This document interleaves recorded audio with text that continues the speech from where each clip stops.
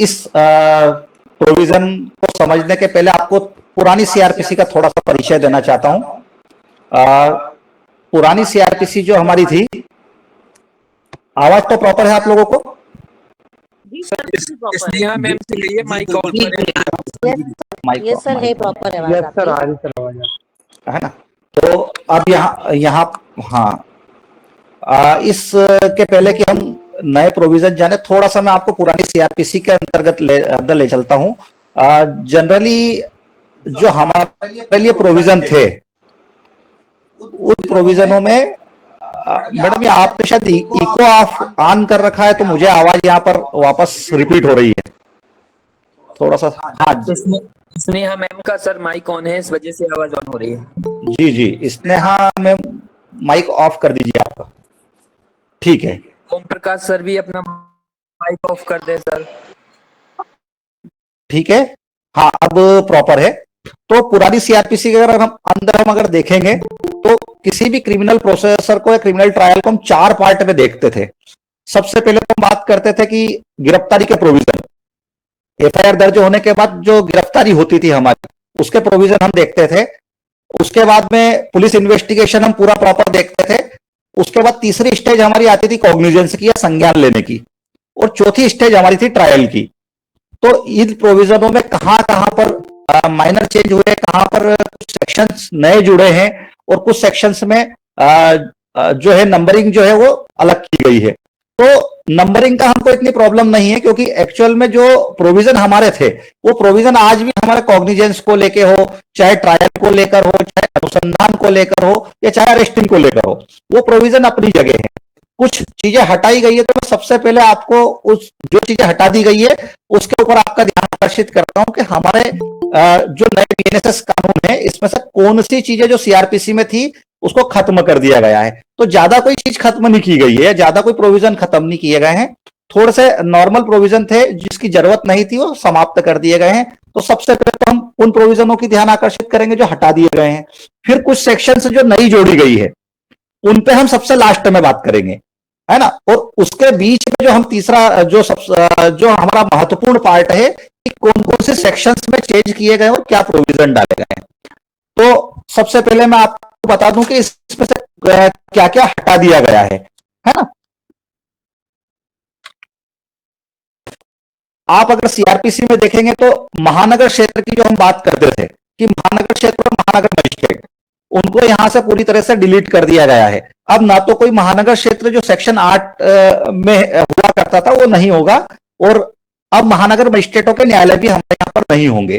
तो महानगर मजिस्ट्रेट के न्यायालय, मुख्य महानगर मजिस्ट्रेट के न्यायालय, अपर मुख्य महानगर मजिस्ट्रेट के न्यायालय और विशेष महानगर मजिस्ट्रेट के न्यायालय, ये सारे के सारे प्रोविजन जो कि सेक्शन 8, 10, 16 और 17 में हमारे पास थे, 18 में, ये सब समाप्त कर दिए गए हैं।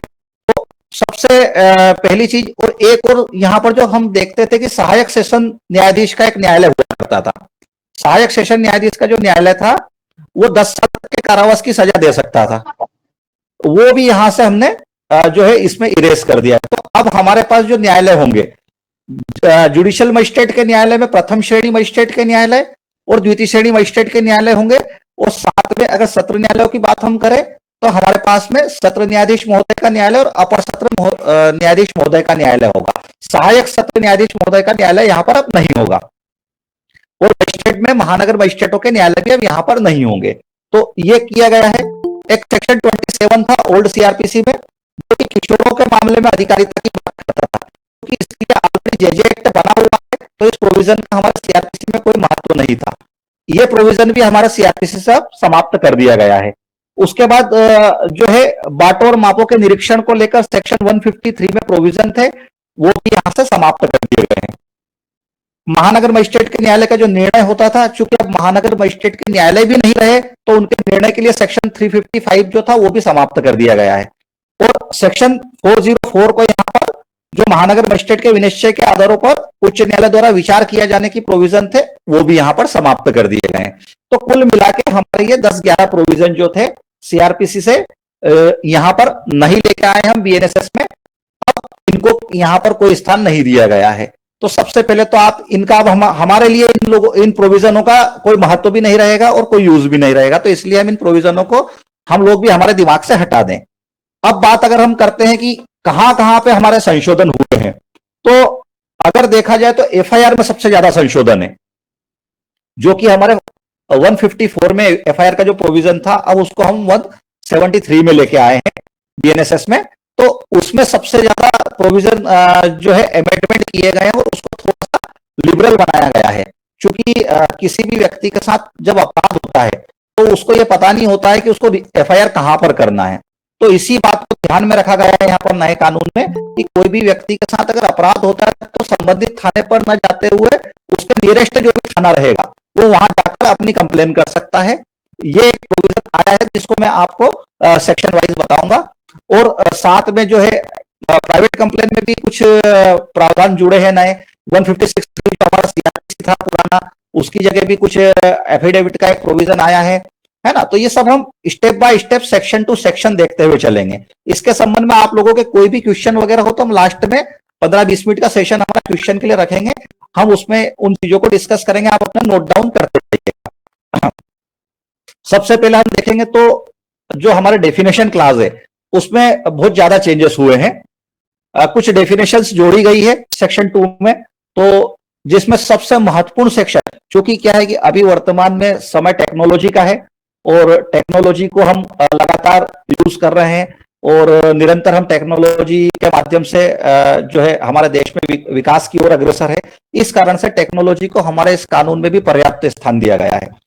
अब जो टेक्नोलॉजी के बारे में सेक्शन जोड़ी गई है बीएनएसएस, अब मैं बात करूंगा तो बीएनएसएस की ही बात करूंगा, अब नए कानून की ही बात करूंगा।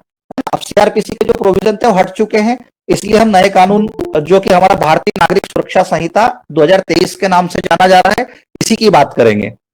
तो सेक्शन 2(1)(a) जो हमारा जोड़ा गया है ऑडियो वीडियो इलेक्ट्रॉनिक्स, है ना। ऑडियो वीडियो इलेक्ट्रॉनिक्स मींस जो हमारा सेक्शन जोड़ा गया सबसे महत्वपूर्ण सेक्शन है, क्योंकि इसी के माध्यम से एविडेंस एक्ट और जो हमारा बीएनएसएस, ये दोनों हमारे अब चलेंगे। इसमें एविडेंस की वैल्यूएशन को भी तोला जाएगा, तो इलेक्ट्रॉनिक माध्यम से जो एविडेंस आए हैं उनको थोड़ा सा लिबरल किया गया है। पहले आप लोग जानते थे कि 65B का प्रमाण पत्र जो है कितना कंपलसरी होता था और उस प्रमाण पत्र पे हम क्रॉस एग्जामिनेशन खुल के करते थे। अब इसको थोड़ा लिबरल कर दिया गया है, तो यहां पर निश्चित रूप से अधिवक्ताओं के लिए भी समस्या वाली बात है। अब हमें भी ज्यादा मेहनत करनी होगी, क्योंकि अब हर नई चीज को आप इलेक्ट्रॉनिक माध्यम से आप पाएंगे। यहां पर अगर देखा जाए तो 161 के स्टेटमेंट, देखा जाए तो तलाशी के प्रोविजन, देखा जाए तो 27 का मेमोरेंडम जो हुआ करता था, ये सारे के सारे प्रोविजन जो है इसको इलेक्ट्रॉनिक माध्यम से करने के लिए यहां पर बात कही गई है। इसलिए डेफिनेशन में ऑडियो वीडियो इलेक्ट्रॉनिक यहां पर जोड़ा गया है। अब ऑडियो वीडियो इलेक्ट्रॉनिक जो है ये इसके डेफिनेशन का अगर मैं इंटरप्रिटेशन करूं तो किसी भी तकनीकी माध्यम से या तो वीडियोग्राफी करना या कि ऑडियोग्राफी करना, ये दोनों इसके अंदर शामिल किया गया है। इसके अंतर्गत वीडियो कॉन्फ्रेंसिंग के लिए जितने भी टूल्स आप यूज कर सकते हो वे सारे के सारे, तलाशी और अभिग्रहण और साक्ष्य एकत्रित करने के लिए जो चीजें आप ऑडियो वीडियो के माध्यम से बना सकते हो वो सारी, और इलेक्ट्रॉनिक संसूचना जिस माध्यम से एक दूसरे से कम्युनिकेट कर सकते हो वो सारी की सारे टूल्स जो है वो सारी जो विधि है इसके अंदर लेके हम आए हैं। तो इलेक्ट्रॉनिक ऑडियो वीडियो जो है आपका एविडेंस, ये बहुत ही महत्वपूर्ण है। इसके माध्यम से आप अगर पुलिस अधिकारी को तलाशी ले रहा है और पुलिस अधिकारी तलाशी लेते समय अगर एक वीडियो रिकॉर्डिंग उसके मोबाइल से भी करता है तो यह भी मान्य होगा। ऑडियो रिकॉर्डिंग अगर मोबाइल से और किसी डिवाइस से बनाता है तो भी मान्य होगा। तो इसको क्या है कि इसका क्षेत्र काफी विस्तृत कर दिया गया है। तो अब हम जैसे कि पहले क्या होता था कि आपने कौन से टूल्स से बनाई, उसका ईएमआई नंबर नहीं डाला, कंप्यूटर अगर आप है तो कंप्यूटर का आपने आईपी नंबर नहीं डाला, आईपी एड्रेस नहीं डाला, हम बहुत सारी चीजें करते थे। पर अब क्या होगा कि जिस व्यक्ति ने बनाई है उसका एक नॉर्मल एक प्रमाण पत्र जो है वो हम दे देंगे वहां पर एविडेंस के टाइम पे, या चार्जशीट के साइड समय पे जो है वो उसके अंदर लगा देगा, तो वो भी लिबरल मानते हुए ऑडियो वीडियोग्राफी मान्य की जाएगी। तो ये डेफिनेशन सबसे महत्वपूर्ण है। इसके अलावा एक जो हम मुचलका शब्द यूज करते थे सीआरपीसी में, वो मुचलका शब्द भी यहां पर से खत्म कर दिया गया है। नए बीएनएसएस कानून में अगर आप देखेंगे तो मुचलके का को कहीं स्थान नहीं दिया गया है, केवल दो ही शब्द यूज करेंगे, एक तो जमानत और एक जमानत बंद पत्र। तो जहां हम स्वयं का मुचलका या अभियुक्त का मुचलका वाली बात करते थे, वो भी अब थोड़ा सा आपको यहाँ पर देखने को नहीं मिलेगी। जमानत की डेफिनेशन पहले सीआरपीसी में नहीं थी, अब डाली गई है। सेक्शन 2(1)(b) जो है जमानत का प्रोविजन करती है कि किसी अधिकारी या न्यायालय द्वारा शर्तों के अधीन अभियुक्त या संदिग्ध व्यक्ति को बंद पत्र या जमानत पत्र पर अभिरक्षा से छोड़ देना जमानत कहलाता है। क्योंकि हम सब लोग जानते हैं कि किसी भी व्यक्ति को उसके स्वयं के बंद पत्र या जमानतदार के प्रतिभू के बंद पत्र पर अगर उसको हम अभिरक्षा से छोड़ते हैं तो जमानत की डेफिनेशन में आता है, पर इसको डेफिनेशन को अब लीगल रूप दे दिया गया है। तो यहां पर यह डेफिनेशन जोड़ी गई है। एक और डेफिनेशन की अगर मैं बात करूं तो जमानत बंद पत्र भी जोड़ा गया है इसके अंदर। जमानत बंद पत्र से प्रतिभूति के साथ छोड़े जाने के लिए कोई वचन पत्र, स्वयं का वचन पत्र या जमानतदार का वचन पत्र जो है वो जमानत बंद पत्र कहलाएगा। तो जमानत बंद पत्र के भी डेफिनेशन आप सेक्शन 2(1)(d) में यहां पर देखेंगे। एक और नई डेफिनेशन बंद पत्र की जोड़ी गई है। जमानतदार का बंद पत्र हो गया, अब स्वयं का बंद पत्र।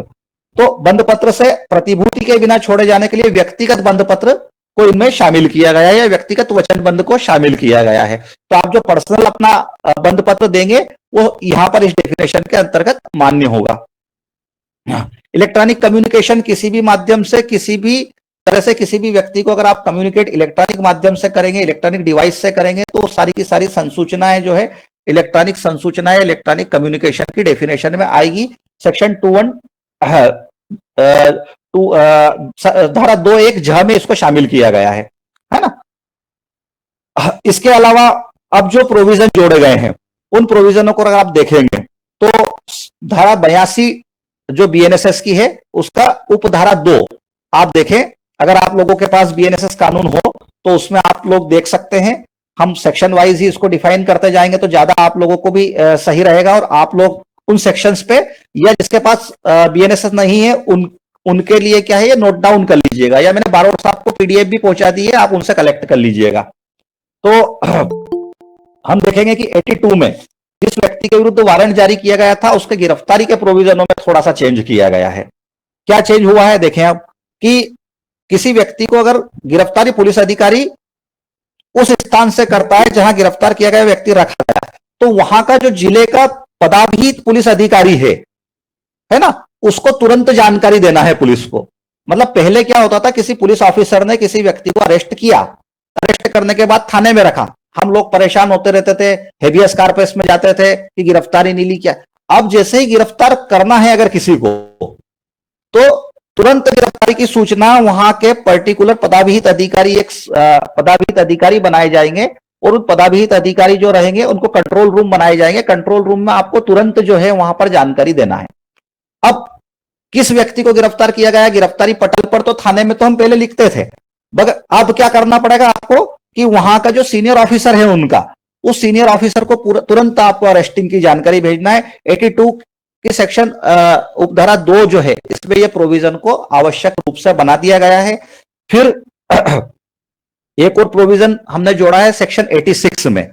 86 में जो उद्घोषित व्यक्ति है, आप सब लोग जानते हैं, यहां पर सब लोग लॉ के पारंगत विधिवेत्तागण ही बैठे हुए हैं, तो हम सब लोग जानते हैं कि उद्घोषणा पहले क्या होता था, किसी भी उद्घोषित अभियुक्त की संपत्ति जो है उसको जब्त कर लिया जाता था और कुर्की करने के प्रोविजन भी हमारे ओल्ड सीआरपीसी में रखे गए थे।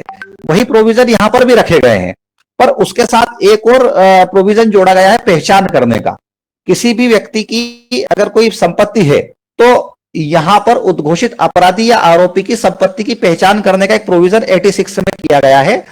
मैं आपको पढ़ के बताता हूं कि न्यायालय पुलिस अधीक्षक या पुलिस आयुक्त की पंक्ति या इससे ऊपर किसी पुलिस अधिकारी के लिखित अनुरोध प्राप्त होने पर, कौन, न्यायालय को किसका अनुरोध प्राप्त होगा, पुलिस अधीक्षक का, पुलिस आयुक्त की पंक्ति से ऊपर के किसी पुलिस अधिकारी का लिखित अनुरोध प्रस्तुत होगा, तो अध्याय 8 में उपबंधित प्रक्रिया के अनुसार किसी उद्घोषित व्यक्ति से संपत्ति की पहचान, कुर्की और जब्ती के लिए किसी न्यायालय या संबंधित राज्य के किसी प्राधिकारी की सहायता का अनुरोध करने की प्रक्रिया आरंभ करेगा। पहले क्या होता था कि जो भी व्यक्ति था उद्घोषित, उसको काफी लेंदी प्रोसेस थी, 6 महीने तक जो है उसकी संपत्ति उद्घोषित करते थे, फिर 6 महीने तक वेट करते थे, फिर कुर्क करते थे। अब ये सारे प्रोविजन जो है थोड़ा सा फास्ट कर दिए गए, उन्हें कि आप तुरंत उद्घोषित व्यक्ति जो भी है न्यायालय में एक एप्लीकेशन देगी पुलिस अधिकारी, पुलिस अधीक्षक महोदय कि ये उद्घोषित अपराधी है, इस उद्घोषित अपराधी की संपत्ति जो है इसको तुरंत आप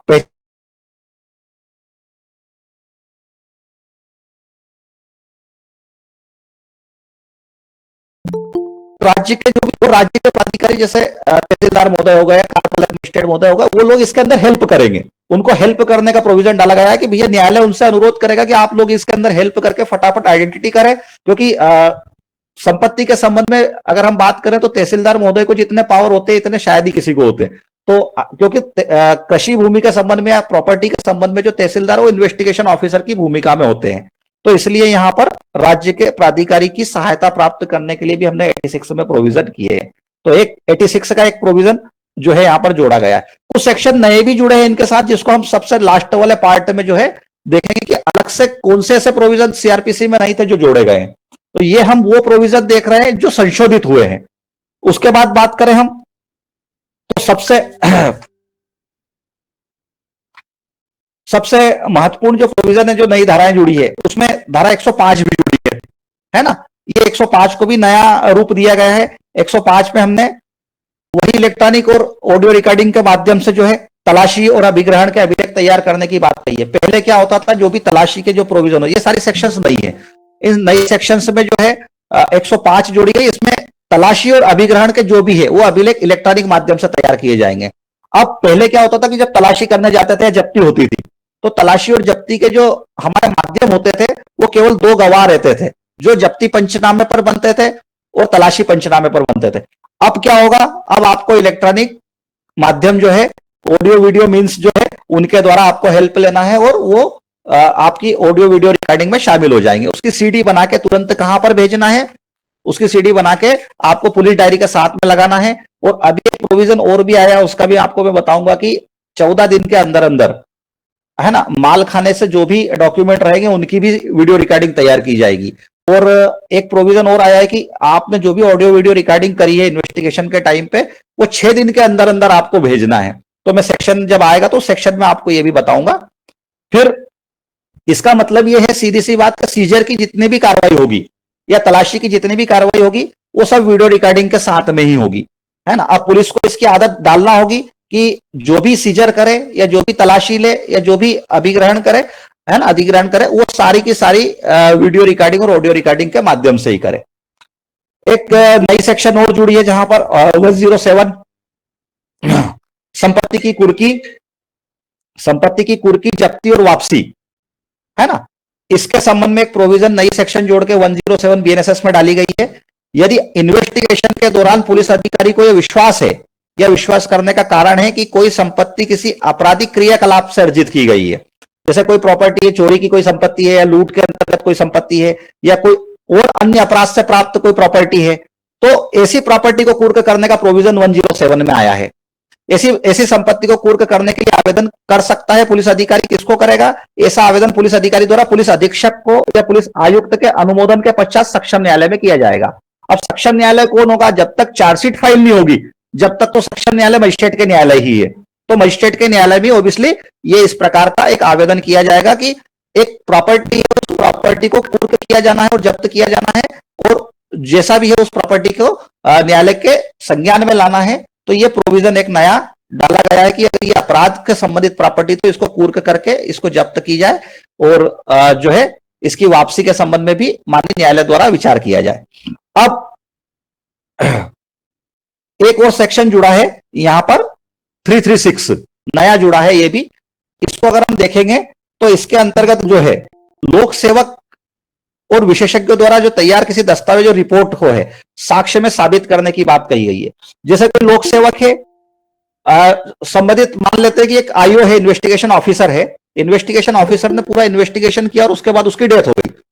अब बयान देने तो आ नहीं पाएगा, तो यहां 336 में उसके लिए थोड़ी सी लिबरल प्रोविजन किए गए हैं कि अगर ऐसा कोई लोक सेवक है, विशेषज्ञ है या पुलिस अधिकारी है, अगर वो कोई डॉक्यूमेंट तैयार करता है, जैसे कि एक हैंडराइटिंग एक्सपर्ट है, अगर कोई डॉक्यूमेंट तैयार करा, एक इन्वेस्टिगेशन ऑफिसर ने चार्जशीट तैयार करी, या और कोई लोक सेवक है या कोई पुलिस अधिकारी जो और कोई डॉक्यूमेंट तैयार करता है और तैयार करने के बाद में वो नहीं आ पाता, असमर्थ हो जाता है साक्ष्य देने में, मृत्यु के कारण से या और किसी कारण से असमर्थ हो जाता है और अत्यधिक विलंब अगर ट्रायल में हो रहा है, तो यहां पर जो है उसके उत्तरजीवी अधिकारी जो है वो साक्ष्य दे सकेंगे।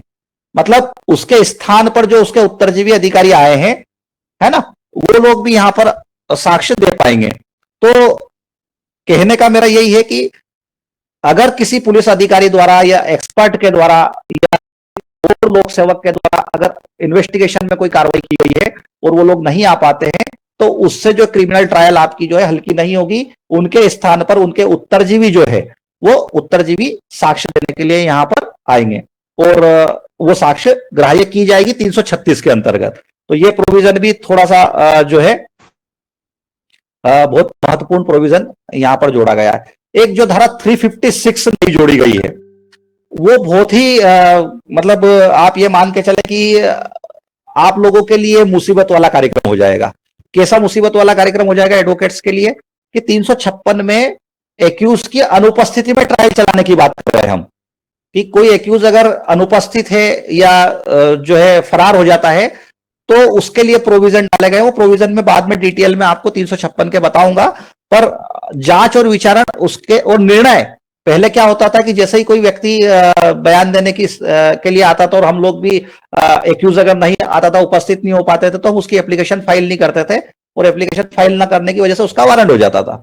अब एक नया प्रोविजन ये दिया गया है कि अगर वो वारंट हो गया तो 90 डेज के बाद में आप जो है कोर्ट जो है उसकी ट्रायल कंटिन्यू कर सकता है। उसके प्रोविजन आ गए कि 90 डेज तक उसका वेट करेंगे, 90 डेज तक उसका वारंट रहेगा। आ गया तो ठीक है, नहीं आया तो उसको फरार घोषित करके और उसके अनुपस्थिति में ट्रायल चलाई ली जाएगी 356 के अंतर्गत। अब ट्रायल भी चला ली जाएगी। अब सीधी सी बात है, अगर मुलजिम उपस्थित नहीं है तो उसके मुलजिम बयान भी नहीं होंगे, तो साक्षियों के साक्ष्य ले लिए जाएंगे। आप लोग अगर एडवोकेट उस पर मना करेंगे उपस्थित होने से, तो हो सकता है डिफेंस काउंसिल नियुक्त कर दिए जाए और डिफेंस काउंसिल भी उसकी अनुपस्थिति में क्रॉस एग्जामिनेशन कर लेंगे। क्रॉस एग्जामिनेशन करने के बाद में उसकी अनुपस्थिति में जजमेंट भी हो जाएगा। अब जजमेंट हो जाएगा तो फिर जजमेंट होने के बाद उसको अपील के संबंध में क्या प्रोविजन है, तो फिर अपील के संबंध में ये प्रोविजन आएंगे कि वो आगामी 3 वर्ष, जजमेंट होने की तारीख से आगामी 3 वर्ष तक वो अपील फाइल कर सकता है अपीली कोर्ट में। और अपीली कोर्ट में अपील फाइल करेगा तो 3 वर्ष के अंदर अंदर अगर उसने अपील फाइल कर दी तो उसको पहले सरेंडर करना पड़ेगा ट्रायल कोर्ट में।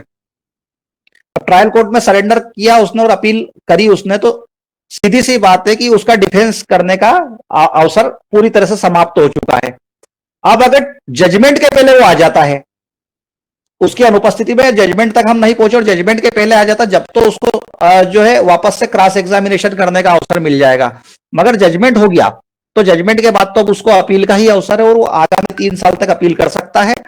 और 3 साल तक भी अपील करने की स्थिति में उसको पहले ट्रायल कोर्ट में सरेंडर करना होगा। 3 साल के बाद उसका अपील का अधिकार भी खत्म हो जाएगा पूरी तरह से। तो ये एक प्रोविजन जो है ये बहुत ही अगर देखा जाए तो ट्रायल को त्वरित न्याय प्रदान करने की दिशा जो है उसके लिए ये प्रोविजन किया गया है। क्योंकि हमने देखा अधिकतर कि 10-10 साल हो जाते हैं, आरोपी पकड़ाते नहीं और आरोपी पकड़ के जब आते नहीं है तो उनकी ट्रायल जो है वो हो नहीं पाती, चल नहीं पाती और वो केसेस पेंडिंग होते जा रहे हैं। तो इसलिए ये थोड़ा सा प्रोविजन जो डाले गए 356 में, 356 अगर आप देखेंगे तो इसमें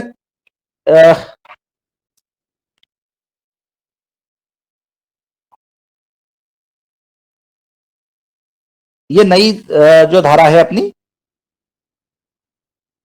जो वैसे तो मैंने आपको प्रोविजन जो बताए हैं वो, और जो है उद्घोषित अपराधी को विचारण के दौरान अगर गिरफ्तार भी कर लिया जाता है तो विचारण के दौरान अगर उसको अरेस्ट किया जाता है तो वापस से अपना ट्रायल में अपना जो भी गवाह हुए हैं उन गवाहों को रिकॉल कर सकता है और क्रॉस एग्जामिनेशन कर सकता है। परंतु वही बात आ गई कि ट्रायल अगर खत्म हो गई तो ट्रायल खत्म होने के बाद जजमेंट हो गया तो जजमेंट के बाद फिर ट्रायल कोर्ट के हाथ में यहां पर कुछ नहीं बचेगा। ट्रायल कोर्ट जो है उसको बोलेगी भैया आप अपील करो और अपील करके और जो भी है आप अपीली कोर्ट जो भी जजमेंट करे उसके अंदर है। और इसका उपधारा जो 7 जोड़ी गई है 356 की, उसमें क्लियर कर दिया गया है कि कोई भी दोष सिद्धि के विरुद्ध अपील निर्णय तारीख से 3 वर्ष के अवसाद के पश्चात नहीं होगी। मतलब सीधी सी बात है कि 3 साल के बाद आप कोई भी अपील नहीं कर पाएंगे। अगर कोई व्यक्ति गिरफ्तार नहीं हुआ है 3 साल तक और उसका जजमेंट हो चुका है उसके ट्रायल में, तो वो 3 साल के बाद अपील भी नहीं कर पाएगा। ट्रायल कोर्ट ने जो सजा दी उसको पूरी तरह से उसको भुगतना होगा, तो वो अपना अपील का अधिकार खत्म कर लेगा। तो ये जो हमारी सेक्शन है अनुपस्थिति में साक्ष्य और अनुपस्थिति में जजमेंट करने की, ये बहुत ही जो है एक अलग से प्रोविजन जोड़ के और इसको थोड़ा सा कठोर बनाया गया है। इससे पहले की अगर हम बात करें सीआरपीसी के 299 में जो है हम देखते थे कि वहां पर अभियुक्त की उपस्थिति में ही पूरी की पूरी ट्रायल कंडक्ट होती थी और अभियुक्त की उपस्थिति ट्रायल के लिए जरूरी होती थी। इसके बाद एक साक्षी संरक्षण स्कीम भी तैयार की गई है। 398 एक नई सेक्शन जोड़ी गई है जिसमें कि साक्षी संरक्षण जो है स्कीम के भैया साक्षी अगर है तो उसको किस प्रकार से पुलिस प्रोटेक्शन दिया जाए, उसको अगर कोई ऐसा व्यक्ति है जो कि अपने ट्रायल के दौरान जो है उसको तोड़ने की कोशिश करता है, ऑब्वियसली करते ही अभियुक्त जो रहते हैं, कुछ क्रिमिनल माइंड के लोग रहते हैं या क्रिमिनल एक्टिविटीज में जो लिप्त लोग रहते हैं, वो लोग यहाँ पर जो है साक्षियों को डराते हैं, धमकाते हैं, इस कारण से गवाह सही समय पर साक्ष्य देने नहीं आ पाते हैं। तो उसके लिए जो है प्रोटेक्शन के स्कीम तैयार की गई है कि पुलिस अधिकारी उनको प्रोटेक्ट देंगे। अगर इस प्रकार से कोई गवाह को कोई धमकी मिलती है या किसी प्रकार से कोई परेशान किया जाता है तो वो संबंधित थाने पर जो है अपना प्रोटेक्शन के लिए मांग कर सकता है और कोर्ट में भी आवेदन करके और अपनी प्रोटेक्शन की डिमांड कर सकता है। धारा 398 के अंतर्गत ये भी एक नई धारा जुड़ी गई है। और एक और नई धारा जोड़ी गई है 472 में मृत्यु की सजा के मामले में जो है दया याचिका के प्रोविजन किए गए। देखता हूं बीएनएसएस में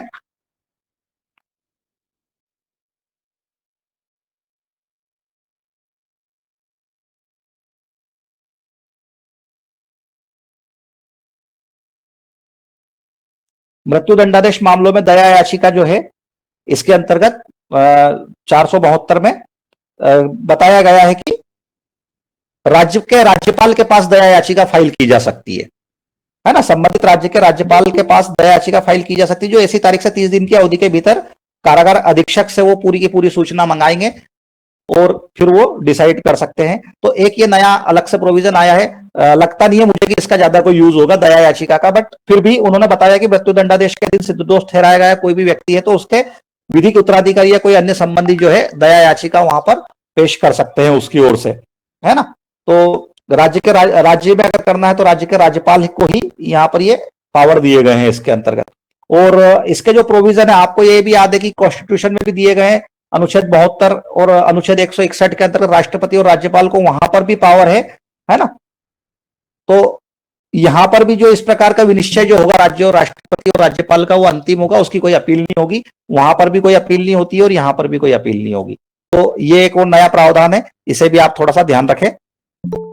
और एक और नई धारा 530 जोड़ी गई है जो कि बहुत ही महत्वपूर्ण है, जिसके लिए कि पूरी की पूरी सीआरपीसी में प्रोविजन किए गए थे 530 में, है ना। इलेक्ट्रॉनिक पद्धति के विचारण और कार्रवाइयों का किया जाना, इन्होंने एक अलग से ही प्रोविजन डाल दिया है कि जितने भी आप कार्य करेंगे इन्वेस्टिगेशन के दौरान और ट्रायल के दौरान, उसमें आपको इलेक्ट्रॉनिक पद्धति का जो इस संहिता के अधीन सभी विचारण कार्रवाई जिसके अंतर्गत समन वारंट का जारी करना, तामील का निष्पादन होना, शिकायतकर्ता और साक्षियों की परीक्षा होना, जांच और विचारण में कोई भी साक्ष्य अभिलेखित करना और अपीली कार्रवाइयां कोई होना, ये सारे के सारे आप इलेक्ट्रॉनिक मोड से कर पाएंगे। भविष्य में आप देखना घर बैठे बैठे आपको जो है ये ई चालान का भी एक कॉन्सेप्ट इसके अंदर आ गया है कि पुलिस भी अपने थाने से ई चालान कर पाएगी। और पेपरलेस कोर्ट का भी जो प्रोविजन यहाँ पर लेके आ रहे हैं लोग, है ना, उसके संबंध में ये धारा 530 आगे जाके बहुत काम करने वाली है। क्योंकि पेपर की स्थितियां अभी ये है कि काफी महंगाई भी, और पेपर जो है इलेक्ट्रॉनिक माध्यम से जो संचय करने के लिए हमने न्यायालयों में कार्रवाइयां देखी आप लोगों ने शुरू हो चुकी है। आपके रिकॉर्ड रूम में आप देखेंगे कि सारे के सारे रिकॉर्ड जो है सारे ऑनलाइन चढ़ चुके हैं और जो हमारा हाईकोर्ट का सॉफ्टवेयर है वो भी प्रॉपरली काम कर रहा है। सभी जानकारियां मैक्सिमम आजकल आपको यहाँ पर मिलने लगी है और इलेक्ट्रॉनिक माध्यम से आपको जजमेंट भी यहाँ जो डाउनलोड होने लगे हैं। तो उसी के लिए जो है ये वाली धारा जोड़ी गई है कि आने वाले समय में पेपरलेस कोर्ट करने की पूरी तैयारी है कि आपके हाथ में बस जो एक डिवाइस है वो डिवाइस ही आपका सब कुछ जो है आपकी फाइल होगी और आपके यहाँ पर होगी। आप देख रहे हैं कि साक्ष्यों को तो हमने लगभग जो है कर दिया है ऑनलाइन मोड पे, और अब आप देखते हैं कि जो प्रकरण का महत्वपूर्ण साक्षी होता है, जो अनुसंधान अधिकारी होता है, उसके भी हम आईओ के भी बयान जो है आजकल कैसे करा रहे हैं, हम ऑनलाइन के माध्यम से करा रहे हैं। और आपने देखा कि सबसे महत्वपूर्ण जो है कि मुलजिम बयान तक के जो प्रोविजन है वो भी मुलजिम बयान भी ऑनलाइन होने लग गए हैं। तो ये जो कंसेप्ट आया है धारा 530 का, ये कंसेप्ट निश्चित रूप से 1 या 2 साल में आगे जाके पेपरलेस कोर्ट करने की कंडीशन में हमको ला देगा और समस्त कार्रवाइयां जो है ऑनलाइन मोड से ही संचालित होने की स्थिति में आ जाएगी। तो ये जो धारा है नई जोड़ी गई है, तो कुल 15 सेक्शंस जो है हमारे सीआरपीसी में नए जोड़े गए हैं। कुल 11 सेक्शन से हटा दिए गए पुराने सीआरपीसी से और बीएनएसएस में नए 15 सेक्शन जोड़ दिए गए हैं। अब हम उन प्रावधानों की ओर चलते हैं जो कि ऑलरेडी हमारे सीआरपीसी में मौजूद थे पर उनको एमेड किया गया है। उनको एमेड करके उनके अंदर क्या क्या चीजें डाली गई है और किस तरह से उन प्रोविजनों को बढ़ाया गया है, जिसमें आपका ध्यान में आकर्षित करूंगा कि सबसे महत्वपूर्ण जो एफआईआर के बाद उससे ज्यादा और महत्वपूर्ण एक और जो प्रोविजन है एफआईआर के बाद में, वो दिया गया है प्राइवेट कंप्लेन में। प्राइवेट कंप्लेन और एफआईआर के दो प्रोविजन क्योंकि हमारे लिए बहुत ज्यादा महत्वपूर्ण है। तीसरी चीज जो दी गई है आपकी एफआईआर और प्राइवेट कंप्लेन के अलावा जो तीसरा एक और मोड ला गया, मैंने आपको बताया अभी समझाया कि धारा 356 जोड़ी गई है कि अनुपस्थिति में जो है ट्रायल आप कंडक्ट कर सकते हैं। और एक सबसे जो महत्वपूर्ण प्रोविजन जोड़ा गया है वो प्रोविजन आया है आपको जो 167 हमारी सीआरपीसी की थी उसकी जगह यहां 187 हो चुकी है और जो उसके अंतर्गत पुलिस रिमांड और न्यायिक अभिरक्षा जो होती थी उसके अंदर बहुत बड़ा चेंजेस आया है।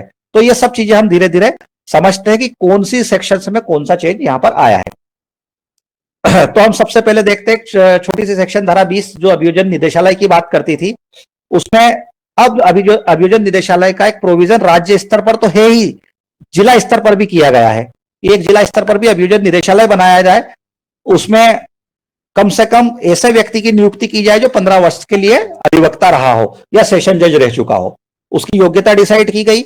साथ में जिला निदेशालय में उपनिदेशक और सहायक उपनिदेशक की पोस्ट भी बनाई गई जिसमें 7 वर्ष तक वकालत का व्यवसाय करने वाले व्यक्ति को जो है यह जेएमएफसी जो अधिकारी रहते हैं उनको यहां पर उसमें रखा जाएगा पीठासीन अधिकारी बना के। तो धारा 20 जो है इसमें बीएनएसएस में चेंज किए करके और जो हमारा अभियोजन निदेशालय जो पहले सीआरपीसी में था उसी को यहां धारा 20 में शामिल करके और जिला स्तर पर भी उसके गठन की बात करी गई है।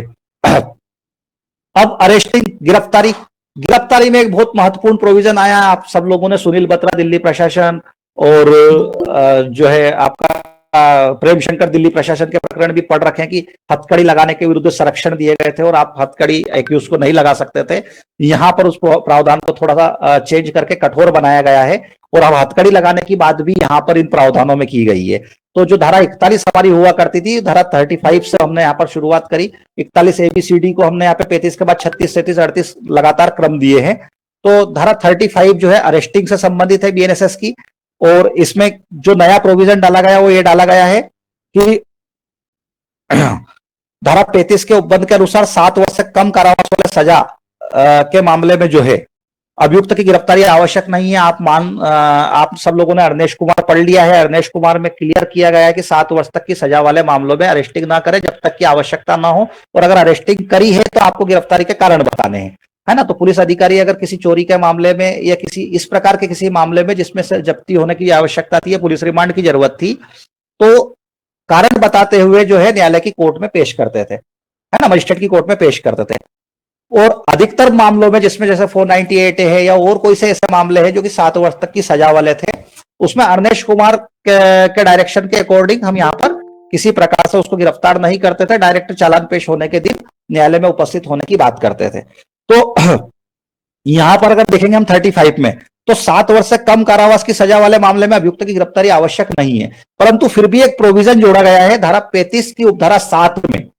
धारा 35 की उपधारा 7 ये बोलती है कि 3 वर्ष से कम के कारावास की सजा वाले अपराध में यदि 60 से अधिक आयु का कोई व्यक्ति एक्यूज है और गंभीर बीमारी से पीड़ित है और उसकी गिरफ्तारी आवश्यक है तो विवेचक को ठोस प्रमाण के साथ पुलिस उप अधीक्षक को अनिम्न अधिकारी को प्रार्थना पत्र प्रेषित करना पड़ेगा।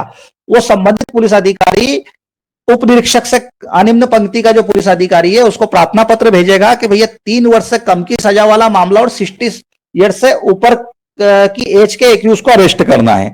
तो उसकी गिरफ्तारी, अभियुक्त की गिरफ्तारी क्यों आवश्यक है, ये प्रार्थना पत्र उसको भेजना पड़ेगा और फिर माननीय न्यायालय के समक्ष गिरफ्तारी की आवश्यकता साबित करना होगी और उसके बाद उसको अरेस्ट करके यहां पर लाना होगा, अदरवाइज उसको अरेस्ट नहीं किया जाएगा। तो ये एक प्रोविजन आया है, इस प्रोविजन को आपको देखना है। अब धारा 37 यहां पर जो है, इसमें एक पुलिस कंट्रोल रूम की बात हमने वहां पर 41 में भी करी थी, सीआरपीसी में, तो बीएनएसएस में भी सेक्शन 37 की हम बात करते हैं।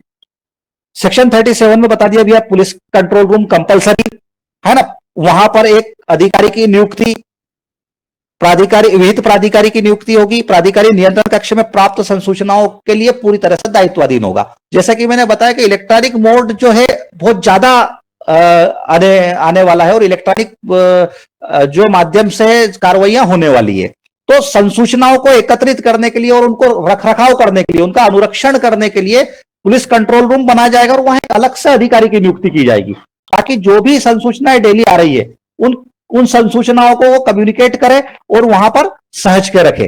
तो ये सारे के सारे प्रोविजन गिरफ्तारी के लिए, तलाशी के लिए, इन तलाशी गिरफ्तारी के जितने भी मामले होंगे, उस कंट्रोल रूम का एक टेलीफोन नंबर होगा। उस प्रत्येक पुलिस अधिकारी को, जो कंट्रोल रूम का अधिकारी जिसको नियुक्त किया गया है, वो किसी को भी गिरफ्तार अगर होता है तो गिरफ्तारी की तुरंत सूचना उस कंट्रोल रूम पे दी जाएगी उस अधिकारी को। पहले क्या होता था कि थाने तक हमारी गिरफ्तारी की सूचना रहती थी, अब कंट्रोल रूम में सूचना देंगे, कंट्रोल रूम उसको गिरफ्तारी के आधारों के संबंध में संसूचित करेगा उसे, और उसको मेमो में भी अंकित किया जाएगा, जो गिरफ्तारी का मेमो है उसमें भी अंकित किया जाएगा कि उसको हमने सूचना दे दी है।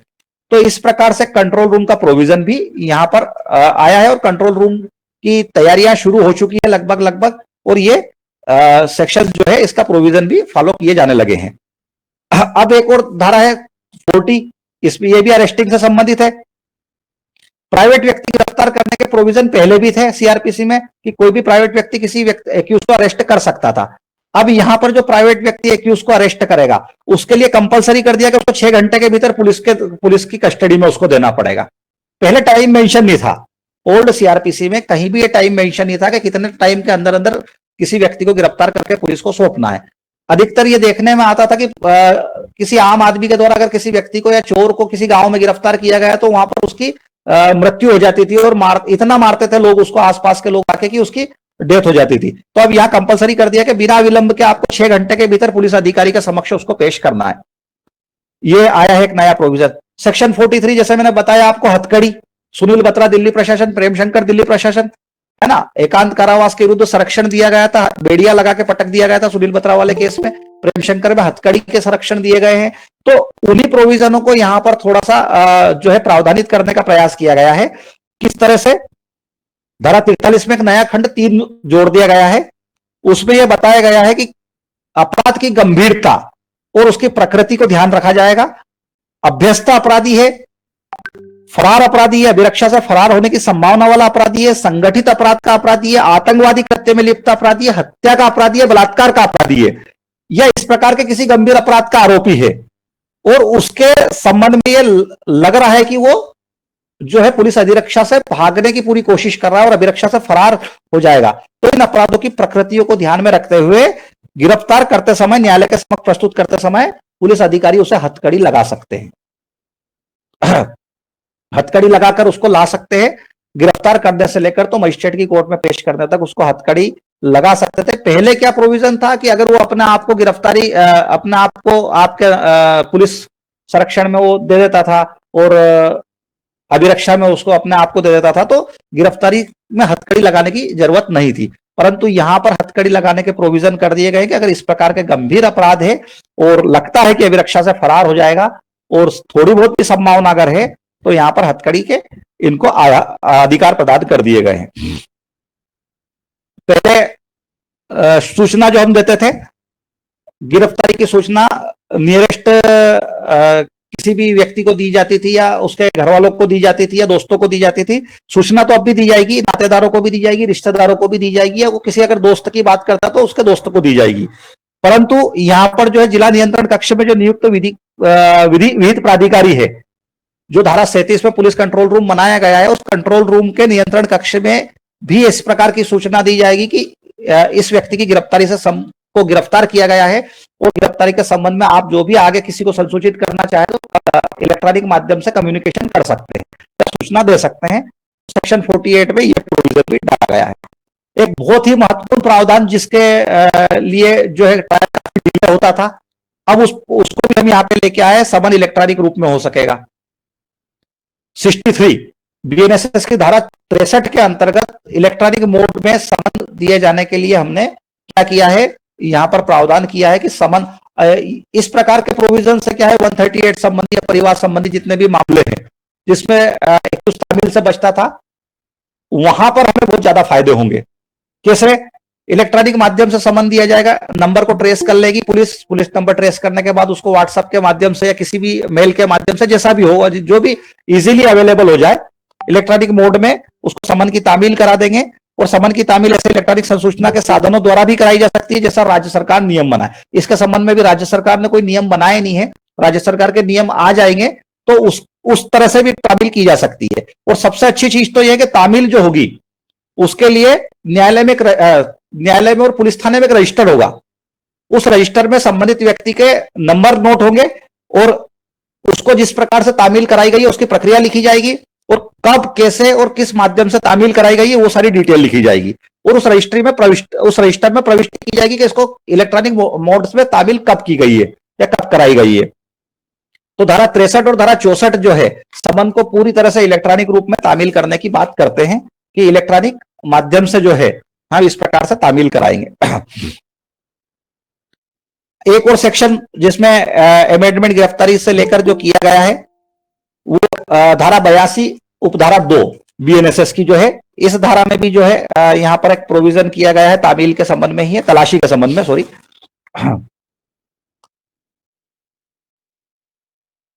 हाँ, ये प्रोविजन ये बताता है कि किसी व्यक्ति को अगर गिरफ्तार किया गया है तो गिरफ्तारी के संबंध में वह स्थान जहां गिरफ्तार किया गया व्यक्ति रखा गया है जिले में या उस अन्य जिले में जहां से गिरफ्तार किया गया व्यक्ति साधारण रूप से निवास करता है। तो जो व्यक्ति साधारण रूप से जहां निवास करता है वहां पर और जो व्यक्ति जहां से गिरफ्तार किया गया है वहां पर, उन दोनों थानों में इस प्रकार से इलेक्ट्रॉनिक माध्यम से सूचना दी जाएगी कि इस व्यक्ति को यहां पर गिरफ्तार, और वहां जो रजिस्टर रखा गया उस रजिस्टर में उसकी एंट्री की जाएगी। पहले क्या होता था, गिरफ्तारी की सूचना देके केवल मेमो में बता दिया जाता है गिरफ्तारी की सूचना किसे दी। अब एक रजिस्टर रखा जाएगा और गिरफ्तार व्यक्ति जिस जिले का है, जिस थाने के क्षेत्राधिकार का है, वहां पर भी उसकी गिरफ्तारी की सूचना उस रजिस्टर में रखना पड़ेगी कि हमारे थाना क्षेत्राधिकार को कोई व्यक्ति संबंधित थाना क्षेत्राधिकार में अरेस्ट हुआ है और वहां पर बंद है। जिससे कि क्या है, उसके गिरफ्तार जो व्यक्ति है, जो एक्यूज है, उसके घर वालों को, उसके परिजनों को तुरंत पता चल जाए कि कहां पर इसको गिरफ्तार किया गया और कहां पर रखा गया है ना। फिर जब वारंट की तामील अन्य जिले में की जाए तो गिरफ्तार करने वाला पुलिस अधिकारी गिरफ्तारी की सूचना गिरफ्तारी के आधार और वह स्थान जहां गिरफ्तार व्यक्ति रखा गया है अपने जिले के अधिकारी को देने के साथ ही उस जिले के अधिकारी को भी देगा जिस जिले से गिरफ्तारी की गई है ना। मतलब अगर देवास का मामला है, शाहजहांपुर जिले में किसी को गिरफ्तार किया गया और व्यक्ति इंदौर का रहने वाला है, तो शाहजहांपुर जिले में अगर गिरफ्तार किया गया तो शाहजहांपुर जिले के पुलिस ऑफिसर्स को भी इस प्रकार की सूचना देना है, थाने पे सूचना देना है। देवास में अगर गिरफ्तार किया गया तो देवास में तो सूचना रहेगी ही, और इंदौर का अगर वो स्थायी निवासी तो इंदौर के थाने में भी सूचना देना है, जिससे कि उसके परिजनों को उसकी गिरफ्तारी के आधार पता चल जाए और उनको सूचना मिल जाए। ये प्रोविजन बहुत अच्छा है ना। अब एक और नया प्रोविजन 84 आया है। 84 में अगर फरार व्यक्ति, उसको फरार घोषित कर दिया गया है तो फरार में उद्घोषणा करने का प्रोविजन पहले भी था सीआरपीसी में भी, पर यहां पर उद्घोषणा करने के बाद फरार व्यक्ति को उद्घोषणा की सूचना जारी करने के बाद में अगर 10 वर्ष या उससे अधिक के कारावास की अवधि का कारावास है, 10 वर्ष या उससे अधिक की अवधि का कारावास है, आजीवन कारावास का दंडादेश वाला कारावास है, मृत्युदंड के दंडादेश वाला कारावास है, तो उद्घोषित करने में उसको देर नहीं की जाएगी, तुरंत उद्घोषित कर दिया जाएगा। उद्घोषणा करने के पश्चात उसकी संपत्ति की आइडेंटिफिकेशन कराने के पश्चात संपत्ति कुर्की और जब्ती। तो ये प्रोविजन को थोड़ा सा फास्ट किया गया है ना। तो 84 भी आप ध्यान रखें। 84 के बाद हम देखेंगे कि जो ये उद्घोषणा की कार्रवाई है ये 90 डेज का, जो मैंने आपको बताया ना फास्ट की गई, तो 90 डेज के अंदर अंदर करना है, और 90 डेज की कार्रवाई को ज्यादा से ज्यादा 120 दिन तक बढ़ाया जा सकता है, इससे ज्यादा नहीं। तो उद्घोषणा के बाद कुर्की, जब्ती, ये सारे के सारे प्रोविजन 90 डेज में आपको पूरे करना है। और 90 डेज में पूरे करने के बाद 120 दिन तक इसको ज्यादा से ज्यादा बढ़ा सकते हैं, इससे ज्यादा नहीं। तो कहने का मतलब ये कि अपराधी जो है उसको गिरफ्तार करने के लिए, आरोपी को गिरफ्तार करने के लिए कवायद की गई है कि उसकी अगर कोई प्रॉपर्टी है तो उसको प्रॉपर्टी को जब्त कर लें, उसकी प्रॉपर्टी को कुर्क कर दें, उसकी प्रॉपर्टी को नीलाम कर दें, तो प्रॉपर्टी के माध्यम से कम उस व्यक्ति तक आसानी से पहुंचा जा सके जो कि फरार घोषित किया गया है। अब जो सबसे महत्वपूर्ण सेक्शंस है उनकी ओर अपन चलते हैं, क्योंकि ये प्रोविजन तो फिर भी इतने ठीक है, बाकी सबसे महत्वपूर्ण है एफआईआर और पुलिस अभिरक्षा, जो कि हम लोगों को सबसे ज्यादा उपयोग में आने वाली है। अब एफआईआर में सबसे महत्वपूर्ण चेंज है कि ज्यूरिडिक्शन समाप्त कर दिया गया है। जीरो एफआईआर को पूरी तरह से वैधता प्रदान कर दी गई है और मान्यता दी गई है कि जीरो एफआईआर अब हर जिले में, हर थाने पे, हर पुलिस स्टेशन पे की जा सकती है। तो जीरो एफआईआर के संबंध में क्या, अब यहां पर अगर किसी व्यक्ति ने पहले देखते हैं हम कि जीरो एफआईआर करके संबंधित पुलिस थाने को इन्वेस्टिगेशन करने के लिए भेज दिया जाता था। यहां पे ऐसा नहीं है, यह इन्वेस्टिगेशन करने का पावर भी उसी पुलिस थाने के अधिकारी को दे दिया गया है कि आप जीरो पे एफआईआर अगर आपको करने का पावर है तो आप पूरी तरह से पुलिस इन्वेस्टिगेशन भी कर सकते हो और उस केस का इन्वेस्टिगेशन करके चार्जशीट संबंधित ज्यूरिडिक्शन में पेश करना है ना। तो यह प्रोविजन आया है।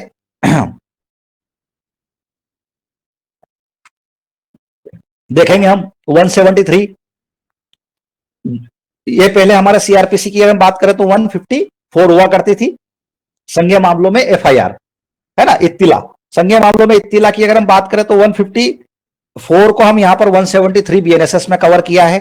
और कुछ एक्स्ट्रा प्रोविजन जो जोड़े हैं वो क्या है, संज्ञेय अपराध की इत्तिला, संज्ञेय अपराध किए जाने के संबंधित प्रत्येक इत्तिला उस क्षेत्र पर विचार किए बिना, कोई क्षेत्र का विचार नहीं करना है आपको कि किस ज्यूरिडिक्शन का मामला है, उस क्षेत्र में विचार किए बिना, जिस क्षेत्र में अपराध हुआ है उस क्षेत्र पर विचार किए बिना जहां अपराध किया गया है, मौखिक रूप से या इलेक्ट्रॉनिक माध्यम से अधिक बाहर साधक अधिकारी को दी जाएगी। एक बहुत अच्छा प्रोविजन हो रहा है इलेक्ट्रॉनिक माध्यम से एफआईआर का। दो प्रोविजन यहां पर जोड़ेगा, एक तो ज्यूरिडिक्शन को खत्म कर दिया गया है। ज्यूरिडिक्शन को खत्म करने के बाद में एक सबसे अच्छा प्रोविजन ये जोड़ा गया कि इलेक्ट्रॉनिक माध्यम से आपकी एफआईआर हो जाएगी। इलेक्ट्रॉनिक माध्यम से अगर आपकी एफआईआर होती है तो उस इलेक्ट्रॉनिक माध्यम से एफआईआर के लिए धारा 173 का फर्स्ट पार्ट का सेकंड क्लॉज जो दिया गया है कि ई एफआईआर भी आप कर सकते हो और संबंधित पुलिस थाने का बाहर साधक अधिकारी 3 दिन के अंदर अंदर उस ई एफआईआर करने वाले व्यक्ति से, उस फरियादी से, उस शिकायतकर्ता से उस पर हस्ताक्षर कराएगा। मतलब इलेक्ट्रॉनिक माध्यम से अगर आपने एफआईआर करी है तो संबंधित थाने में जाके आपको 3 दिन के अंदर अंदर अपने साइन जो है उस एफआईआर पे करना है। लिखित सूचना तब मानी जाएगी जब उस एफआईआर को पूरी तरह से प्रोटेक्शन मिलेगा और उस पर इंक्वायरी शुरू होगी या इन्वेस्टिगेशन शुरू होगा। तो दो प्रोविजन महत्वपूर्ण के, एक तो ई एफआईआर और दूसरा जो है एफआईआर को किसी भी ज्यूरिडिक्शन के थाने में किया जा सकता है, कहीं पर भी एफआईआर की जा सकती है। तो ये दोनों प्रोविजन बहुत महत्वपूर्ण है। उसके बाद एक और प्रोविजन इसके अंदर आया है प्रारंभिक जांच का। पहले क्या होता था, इन्वेस्टिगेशन में कोई भी प्रारंभिक इन्वेस्टिगेशन या प्रारंभिक जांच का कोई कथन नहीं था, पर अब यहां पर एक प्रोविजन बहुत अच्छा है। डिफेंस काउंसिल इस प्रोविजन के ऊपर बहुत ज्यादा आपको ध्यान देना है। कैसे ध्यान देना है, एक समस्या आपके सामने रखता हूं कि 3 लोगों के खिलाफ, एबीसी के खिलाफ एक मामला दर्ज किया गया हत्या का। उसमें से 2 लोग जो है वो उस समय घटना स्थल पर मौजूद नहीं थे, एक व्यक्ति हत्या में लिप्त था और 2 लोग जो है वहां से 100 किलोमीटर 200 किलोमीटर दूर किसी मीटिंग को अटेंड करने के लिए वहां पर गए हुए थे। तो जो लोग मीटिंग को अटेंड करने के लिए गए हुए थे उनका नाम भी यहां पर एफआईआर में डाल दिया गया। अब वो लोग फरार है या वो लोग अरेस्ट हो चुके हैं, उन लोगों के संबंध में हमको कुछ भी पता नहीं था कि क्या हुआ क्या नहीं हुआ, क्या वाकई में लिप्त थे। जब तक वो किसी डिफेंस काउंसिल को नियुक्त करते हैं, जब उसकी बेल पेश कराते हैं, जब उसको डिफेंस करने के लिए अपना एक वकील नियुक्त करते हैं, तो वहां पर बात आती है कि भैया लोग आप जहां पर उपस्थित थे क्या वहां पर किसी प्रकार से आपकी रिकॉर्डिंग हुई थी, क्या वीडियो रिकॉर्डिंग हुई है आपकी वहां पर, या ऑडियो रिकॉर्डिंग हुई है, या किसी भी प्रोग्राम में अगर आप वहां पर हिस्सेदारी आपकी हुई है तो उसका क्या रिकॉर्ड मौजूद है। तो संभवतः 2 महीने 4 महीने बाद जाके जब इस क्वेश्चन को हम उठाते हैं डिफेंस काउंसिल लोग, तो वहां पर हमको जवाब मैक्सिमम टाइम ये मिलता है कि नहीं, अब कोई रिकॉर्डिंग वहां पर मौजूद नहीं है। जिस टोल टैक्स को पार करा था वहां भी कोई रिकॉर्डिंग नहीं है, जिस मीटिंग को अटेंड करा था उस होटल के कैमरे से भी वो रिकॉर्डिंग खत्म कर दी गई, और जहां पर उपस्थित थे वहां पर इस प्रकार का वीडियो रिकॉर्ड कुछ भी मौजूद नहीं है। तो यहां पे प्रारंभिक जांच की कंडीशन में आप सब लोगों को जानकारी है कि मजिस्ट्रेट को जांच करने का राइट्स होता है। एक्यूज का एक राइट्स है कि जैसे ही उसके खिलाफ कोई एफआईआर दर्ज हो, प्रारंभिक जांच कराने के लिए वो वहां पर संबंधित मजिस्ट्रेट से बोले कि साहब मैं यहां पर उपस्थित नहीं था, मैंने 438 जो ओल्ड सीआरपीसी में थी, अब धारा 482 बन चुकी है अग्रिम जमानत, कि मैंने अग्रिम जमानत के लिए आवेदन लगाया है और मुझे उस रिकॉर्ड की जरूरत है। तो उस रिकॉर्ड को पुलिस इन्वेस्टिगेशन में सहेज कर रख दिया जाए, या पुलिस थाने के भारसाध अधिकारी को भी एक आप जो है यहाँ पर इस प्रकार की एप्लीकेशन दे सकते हैं कि साहब मैं इस अपराध में मौजूद नहीं था, मेरा इस अपराध से कोई लेना देना नहीं है, मैं इस समय पर वहां पर मौजूद था, तो आप प्रारंभिक जांच करें इसकी, और उस प्रारंभिक जांच के माध्यम से उन रिकॉर्डों को सहेज के रख ले जो कि मुझे बाद में डिफेंस में काम में आने वाले हैं। उस ऑडियो वीडियो रिकॉर्डिंग को आप वहां से लेके आ जाएं, उस कैमरे की रिकॉर्डिंग को आप वहां से लेके आ जाएं, और वो प्रारंभिक जांच में आप वहां पर करें। अगर पुलिस नहीं करती है तो आप मजिस्ट्रेट की कोर्ट में एप्लीकेशन दे दें कि पुलिस को इस प्रकार का आदेश दिया जाए कि वो संबंधित जितने भी रिकॉर्ड है उन रिकॉर्डों को उसके अंदर हमारी चार्जशीट में शामिल करें और उस रिकॉर्डों को वहां से लेके आए।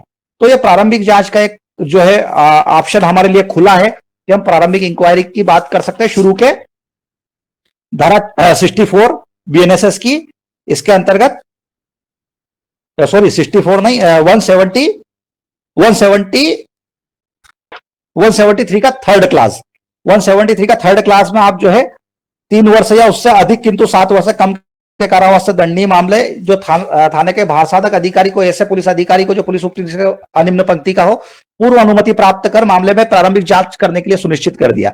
और इससे बड़े जो मामले हैं 7 वर्ष से ऊपर की सजा वाले जो भी मामले हैं उसमें आप मजिस्ट्रेट की कोर्ट में इस प्रकार से एप्लीकेशन दो कि साहब ये डॉक्यूमेंट है, ये डॉक्यूमेंट वहां पर रिकॉर्ड के रूप में इन्वेस्टिगेशन ऑफिसर साहब बोले कि वो इन्वेस्टिगेशन करके उस वहां से रिकॉर्ड प्राप्त करके अपने पास रखे ताकि वो चार्जशीट में शामिल हो, और चार्जशीट में शामिल होने पर आपके डिफेंस में बाद में काम में आए। तो ये एक बहुत अच्छा प्रावधान इनमें प्रारंभिक जांच का डाला है। 14 दिन के अंदर अंदर आपको प्रारंभिक जांच करने का इस प्रकार से ये दिया गया है।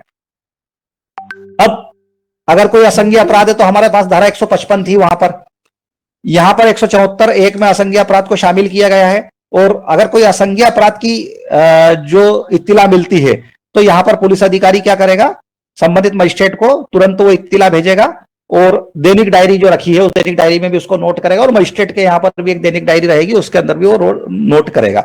ये एक प्रोविजन पहले भी था, अब थोड़ा सा अमेंडमेंट करके इसको यहाँ पर जो है बना दिया गया है। अब 175 में आप देखेंगे 175 में संज्ञेय मामलों में अन्वेषण करने की पुलिस अधिकारी की शक्ति वहां पर धारा 156 में थी सीआरपीसी में, यहां पर बीएनएसएस में 175 में शामिल की गई है। 175 में संज्ञेय अपराधों में हर उस पुलिस अधिकारी को, जिस पुलिस अधिकारी ने यहां पर 0 पर एफआईआर की है, उसे भी इन्वेस्टिगेशन करने का पावर दे दिया गया है कि संज्ञेय मामलों में अन्वेषण में पुलिस अधिकारी की शक्ति धारा 175 के खंड 1 में परंतु जोड़ा गया है, जिसके अनुसार पुलिस अधीक्षक मामले की गंभीरता और प्रकृति को देखते हुए मामले में अन्वेषण किसी पुलिस उप निरीक्षक स्तर के अधिकारी से करा सकते हैं। किसी भी अधिकारी से वहां पर इन्वेस्टिगेशन कराया जा सकता है, पुलिस उप निरीक्षक अधिक स्तर से कम का नहीं होना चाहिए। और संबंधित जिला पुलिस अधीक्षक और पुलिस मुख्यालय के माध्यम से एसओपी का निर्माण किया गया है। एसओपी बनाए जाएंगे, एसओपी की सूची जारी की जाएगी, उसमें सीओ नियुक्त किए जाएंगे, और सीओ नियुक्त करने के बाद में वो समय समय पर अपराध की प्रकृति गंभीरता के आधार पर स्वयं भी निर्णय ले सकते हैं कि अपने को इन्वेस्टिगेशन करना है कि नहीं करना है। तो इन्वेस्टिगेशन करने के लिए 175 में उसको पूरी तरह से छूट दे दी गई है। अब एक चीज और यहां पर ध्यान रखना आपको कि आप जैसे 156(3) की एप्लीकेशन हम देते थे प्राइवेट कंप्लेन के साथ में, तो उसके अंदर हम ये बोलते थे कि साहब हमने पुलिस थाने के भारसाधक अधिकारी को सूचना दी, वहां पे हमें हमारी सूचना दर्ज नहीं की गई, एफआईआर दर्ज नहीं की गई, उसके बाद में हमने सूचना दी संबंधित पुलिस अधीक्षक को, उसके बाद भी नहीं की गई, हम एक एप्लीकेशन में मेंशन करके रख देते। अब आपको एक शपथ पत्र देना होगा फरियादी का, फरियादी को यह शपथ पत्र लगाना होगा कि इस प्रकार की सूचना जो है संबंधित पुलिस थाने के भारसाधक अधिकारी को दी गई थी, इतनी इतनी तारीख को दी गई थी, इतनी तारीख को उसने वहां पर दर्ज नहीं की गई, उसके बाद एसपी ऑफिस में दी गई, उसके बाद और किसी प्रकार से किसी अन्य को भेजी गई हो, तो एक एफिडेविट अपना मेंशन करना होगा, जिससे कि प्रारंभिक स्तर पर यह पता चल सके कि वाकई में फरियादी ने अपने सारे प्रयास कर लिए थे, उसके बाद भी उसकी एफआईआर नहीं सुनी गई। इस कारण से वो प्राइवेट कंप्लेन के साथ 156(3) की एप्लीकेशन, जो कि अब धारा 175 में हो गई है, वहां पर आएगी 175(3) में, तो वो एप्लीकेशन आएगी। तो ये इस प्रकार की एक एप्लीकेशन आप दे सकते हैं, उसके साथ में एफिडेविट देना होगा। उस एफिडेविट में आपको क्या क्या लिखना होगा? आदेश देने से पूर्व मजिस्ट्रेट क्या क्या देखेगा कि ऐसे लोक सेवक के वरिष्ठ अधिकारी द्वारा मामले से संबंधित तथ्यों और परिस्थितियों के संबंध में प्राप्त सारी की सारी एप्लीकेशन आपने दी थी कि नहीं दी थी, संबंधित थाने पे दी थी या नहीं दी थी, और जो आरोप आपने लगाए हैं, जो किसी लोक सेवक पे तो आरोप नहीं है, अगर लोक सेवक पे आरोप लगाए गए हैं तो उसके संबंध में क्या बात हुई है, और आपने अपना एफिडेविट दिया है कि नहीं दिया है, वो एफिडेविट देखना है। एफिडेविट अगर आप दोगे तो ही धारा वो आगे आपका काम करेगी और इन्वेस्टिगेशन करने के लिए पुलिस अधिकारी को आदेश दिया जाएगा। इसी तारतम्य धारा 176 का दूसरा पार्ट और जोड़ा गया है। उसमें बताया कि अन्वेषण करने में आपने क्या क्या किया, इसकी सूचना दैनिक डायरी में मजिस्ट्रेट को आपको तुरंत पहुंचाना है।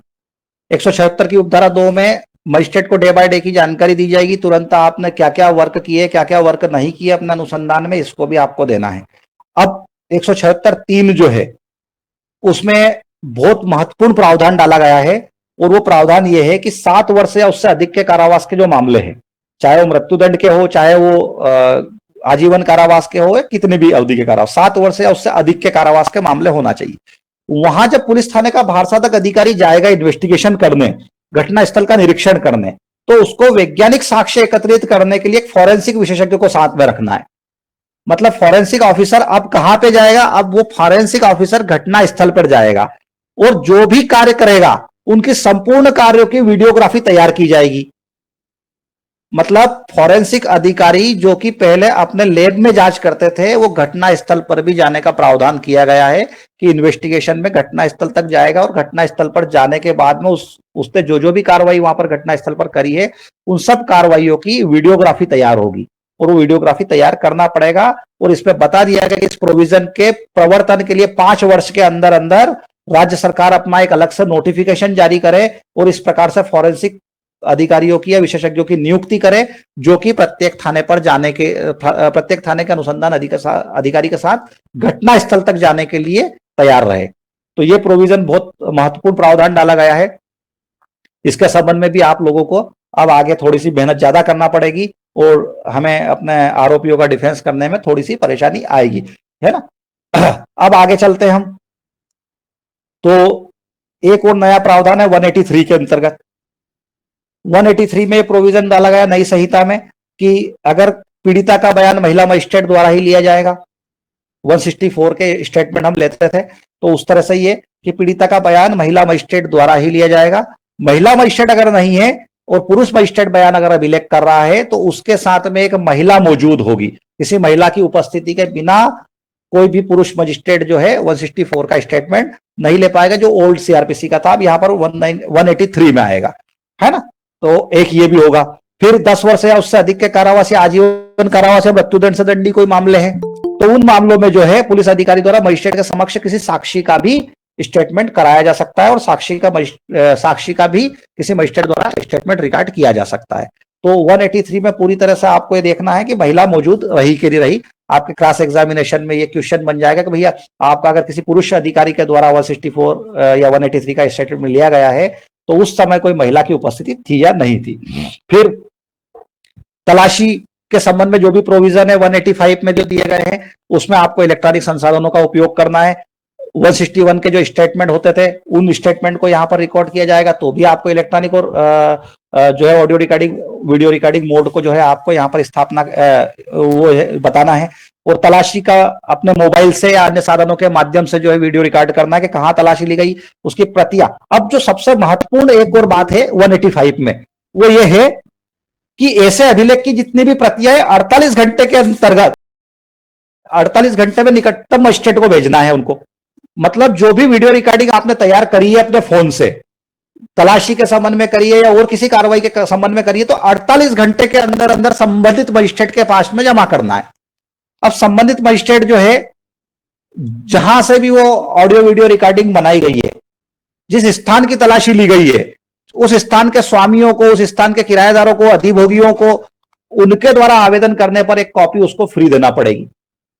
मतलब 48 घंटे के अंदर अंदर आपको मजिस्ट्रेट को तो देना ही है, और एक कॉपी फरियादी की या उस तलाशी वाले स्थान के मालिक के लिए भी एक्स्ट्रा करा के देना है। तो यह प्रावधान जो है, अब 24 घंटे के 48 घंटे में अगर आपने कॉपी नहीं दी, तो फिर आप क्रॉस क्वेश्चन में एक सवाल खड़ा कर सकते हो कि आपने भैया ये वीडियोग्राफी करी थी, उसकी 48 घंटे के अंदर अंदर संबंधित नियरेस्ट मजिस्ट्रेट को क्या कॉपी भेजी थी? अगर कॉपी नहीं भेजी तो अनुसंधान दूषित हो गया। तो इस तरह से ये भी यहां पर थोड़ा सा आपने को ध्यान रखना है। एक और महत्वपूर्ण प्रावधान की ओर आपका ध्यान आकर्षित करूंगा, समय थोड़ा ज्यादा हो गया है, बाकी अब वो एक ही हमने लेक्चर लिया और एक ही लेक्चर में हमको सारा कवर करके भी चलना है। तो बस जितना शांति से आप लोगों ने सुना, बस 10 मिनट और शांति से आप थोड़ा सा सुन लें, तो 10 मिनट में अपन मैक्सिमम इस चीज को कवर कर लेंगे। 167 सीआरपीसी आप सभी लोगों ने पढ़ रखी है कि शुरुआत में आप जैसे ही अगर 24 आवर्स के अंदर अंदर मजिस्ट्रेट की कोर्ट में पेश करते थे, अगर अनुसंधान पूरा नहीं होता था, तो अब अनुसंधान 24 घंटे में पूरा होना संभव ही नहीं है संज्ञेय मामलों में। मजिस्ट्रेट की कोर्ट में तो पेश करना ही है। अब मजिस्ट्रेट की कोर्ट में पेश करना था तो हम क्या करते थे, पुलिस इन्वेस्टिगेशन ऑफिसर उसका पुलिस रिमांड मांगते थे। पुलिस रिमांड देने के बाद 1 या 2 दिन का पुलिस रिमांड दे दिया जाता था, उसके बाद में उसे जुडिशियल कस्टडी में भेज दिया जाता, न्यायिक अभिरक्षा में भेज दिया जाता था, न्यायिक रिमांड में भेज दिया जाता था। न्यायिक रिमांड के बाद में चार्जशीट फाइल हो जाती थी।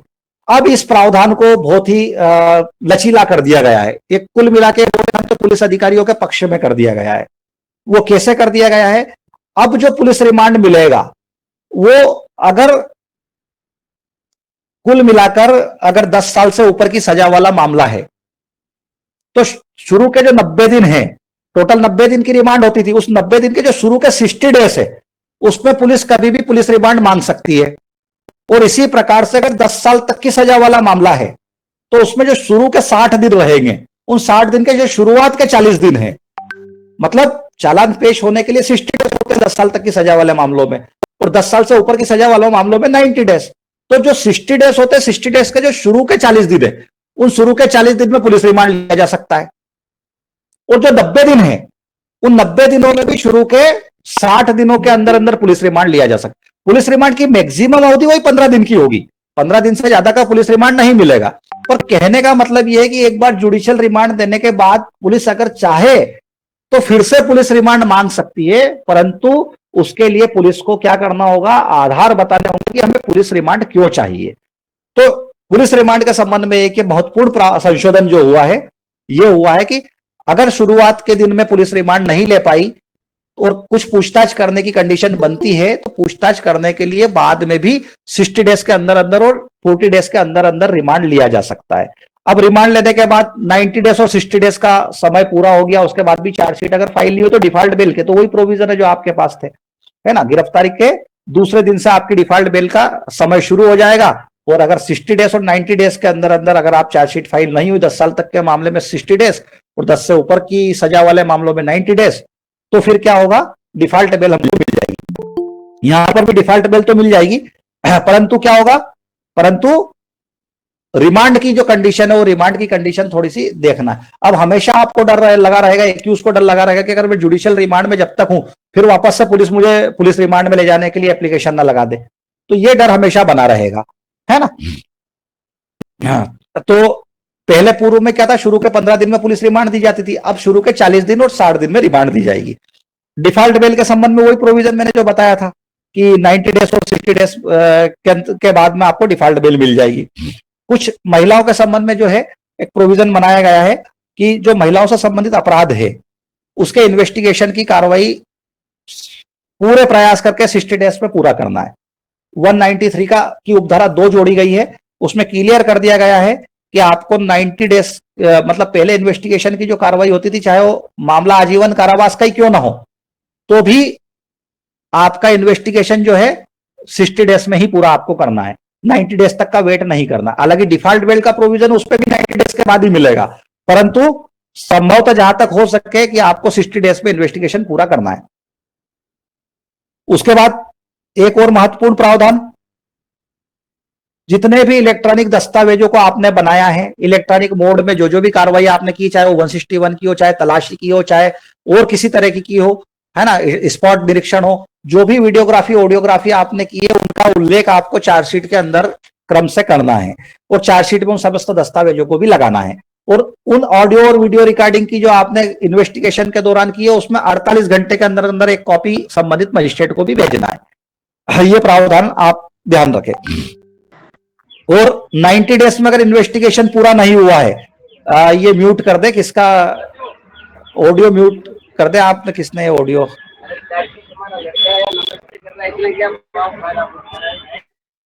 अपन आखिरी के 20 मिनट अपन सारे क्वेश्चंस का अपन जवाब करेंगे, तो आप अभी प्लीज थोड़ा सा 10 मिनट और सुन लीजिए, उसके बाद हम जो भी है आप लोगों के क्वेश्चन जो है यहाँ पर आमंत्रित किए जाएंगे, है ना।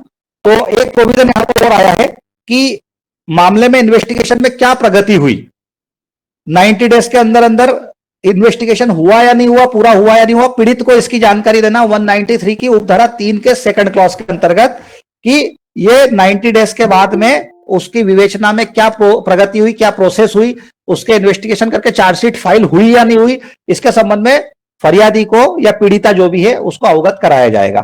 फिर 90 डेज के अंदर अंदर अगर इन्वेस्टिगेशन पूरा नहीं हो पाया तो डिफॉल्ट बेल का प्रोविजन तो है ही, डिफॉल्ट बेल के बाद 90 डेज के बाद में अवधि विचारण के लिए और भी अवधि जो 90 डेज में अगर पूरी नहीं की जाती है तो विचारण न्यायालय की अनुमति से वो अवधि बढ़ा दी जाएगी। और कहां तक बढ़ा दी जाएगी, आगामी 90 दिन तक। आगामी 90 दिन के बाद मतलब कुल मिला के 180 दिन के बाद में कोई इन्वेस्टिगेशन जो है उसकी अनुमति आपको करने के लिए नहीं दी जाएगी। डिफॉल्ट बेल तो आपको 90 डेज और 60 डेज में मिल जाएगी, परंतु इन्वेस्टिगेशन करने की अवधि को आपको बढ़ा दिया जाएगा अगर वो इन्वेस्टिगेशन 90 डेज में पूरा नहीं हुआ है तो, है ना। 193 का 9 जो उपधारा 9 है इसकी, वो ये प्रावधान करती है। और अब एक जो सबसे महत्वपूर्ण जो प्रावधान आया, जो हमको धारा 207 में था सीआरपीसी में, तो 207 में एक्यूज को एक कॉपी फ्री दी जाती थी। अब यहां पर फरियादियों को भी एक कॉपी दस्तावेज की अभियुक्त के साथ साथ निःशुल्क प्रदान की जाएगी। धारा 230 में कंपलसरी कर दिया गया है।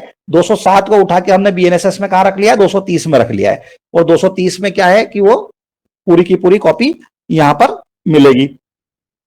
उसके बाद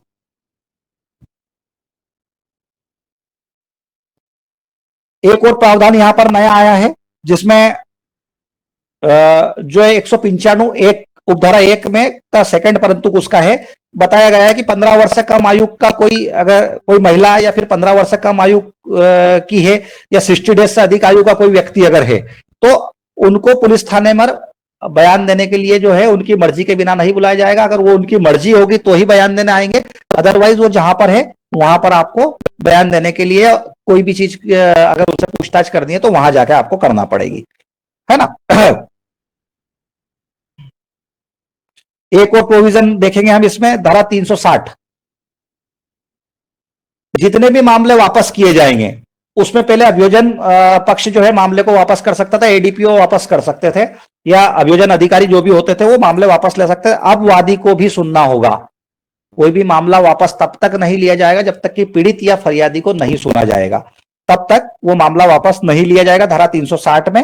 फिर एक और संपत्ति के व्ययन की कोई एक प्रोविजन डाले गए 497। आप लोग देखते होंगे कि न्यायालयों में अगर हम देखते हैं तो मालखाने जो है, हमारे मालखाने में सामान रखने की जगह नहीं है, और जिस तारीख को हम मालखाने का माल बुलवाना चाहते हैं, जब गवाह आ जाता है, खड़ा हो जाता है, तो वहां पर पता चला कि गवाह वापस जा रहे हैं, मिल नहीं रहा है कुछ भी। तो ऐसी कंडीशन में 497 का एक प्रोविजन यहां पर दिया गया है कि कुछ मामलों में विचारण लंबित रहने तक संपत्ति की अभिरक्षा और व्ययन के लिए आदेश, संपत्ति व्ययन किए जाने के दौरान संपूर्ण कार्रवाई की फोटोग्राफी और वीडियोग्राफी की जाएगी। मतलब उस संपत्तियों को नष्ट कर दिया जाएगा, डंडे हैं जला दिए जाएंगे, शराब की बोतलें हैं तोड़ दी जाएगी, जो भी मालखाने में जब्ती में जो हमने मुद्दे माल रखा हुआ है उन मुद्दे माल को सबको खत्म करके उनकी वीडियोग्राफी पूरा बना दी जाएगी और वीडियोग्राफी की सीडी पेश कर दी जाएगी। अब इस मामले में हम लोग जो करते थे कि साहब मुद्दे माल आता था, मुद्दे माल को लेकर हम 10 क्वेश्चन खड़े कर देते थे। अब सीडी में देख लो आपके मुद्दे माल क्या था आपका, अब उसके क्वेश्चन तैयार करने में आपको दिक्कत आएगी। अब बार बार कोर्ट भी आपको रोकेगी, और आप लोग भी जो है बार बार किस प्रकार से उनसे करेंगे, तो इसके लिए भी अपने को अपनी स्ट्रेटेजी तैयार करना पड़ेगी डिफेंस काउंसिल को, कि उन मामलों में जिसमें संपत्ति का वाकई में व्ययन कर दिया गया है और उनकी वीडियोग्राफी तैयार कर ली गई है, वो वीडियोग्राफी वहां पर जो है हमको कोर्ट में चला के दिखा दी जाएगी, सीडी या उसका पेनड्राइव जो भी तैयार किया गया है कि ये हुआ है, अब देख लो आप कि ये संपत्ति थी, ये माल था, ये मुद्दे माल था, इसका रजिस्टर मेंटेन हो गया और इसकी वीडियोग्राफी हो गई और वो वीडियोग्राफी न्यायालय में पेश कर दी। परंतु एक चीज इसमें ध्यान रखना है आपको कि न्यायालय या मजिस्ट्रेट के समक्ष प्रस्तुत करने के लिए उपधारा 1 में निर्दिष्ट संपत्ति के प्रस्तुत किए जाने की तिथि से 14 दिन के अंदर न्यायालय मजिस्ट्रेट का उक्त संपत्ति का एक विवरण तैयार करेगा, जो मामले के प्रारूप में होगा, जैसा राज्य सरकार बनाए, और संपत्ति की फोटोग्राफी वीडियोग्राफी द्वारा किया जाएगा, जो साक्ष्यों के उपयोग में लाया जाएगा। वही मैंने बताया आपको कि न्यायालय को 14 दिन के अंदर अंदर जैसे मुद्देमाल पेश करा, मुद्देमाल पेश करने के बाद 14 दिन के अंदर अंदर जो है पूरा विवरण नोट करना है कि क्या क्या मुद्देमाल आया है प्रकरण में। मुद्देमाल आने के बाद उनकी वीडियोग्राफी, ऑडियोग्राफी तैयार, फोटोग्राफी तैयार करना है अपने को।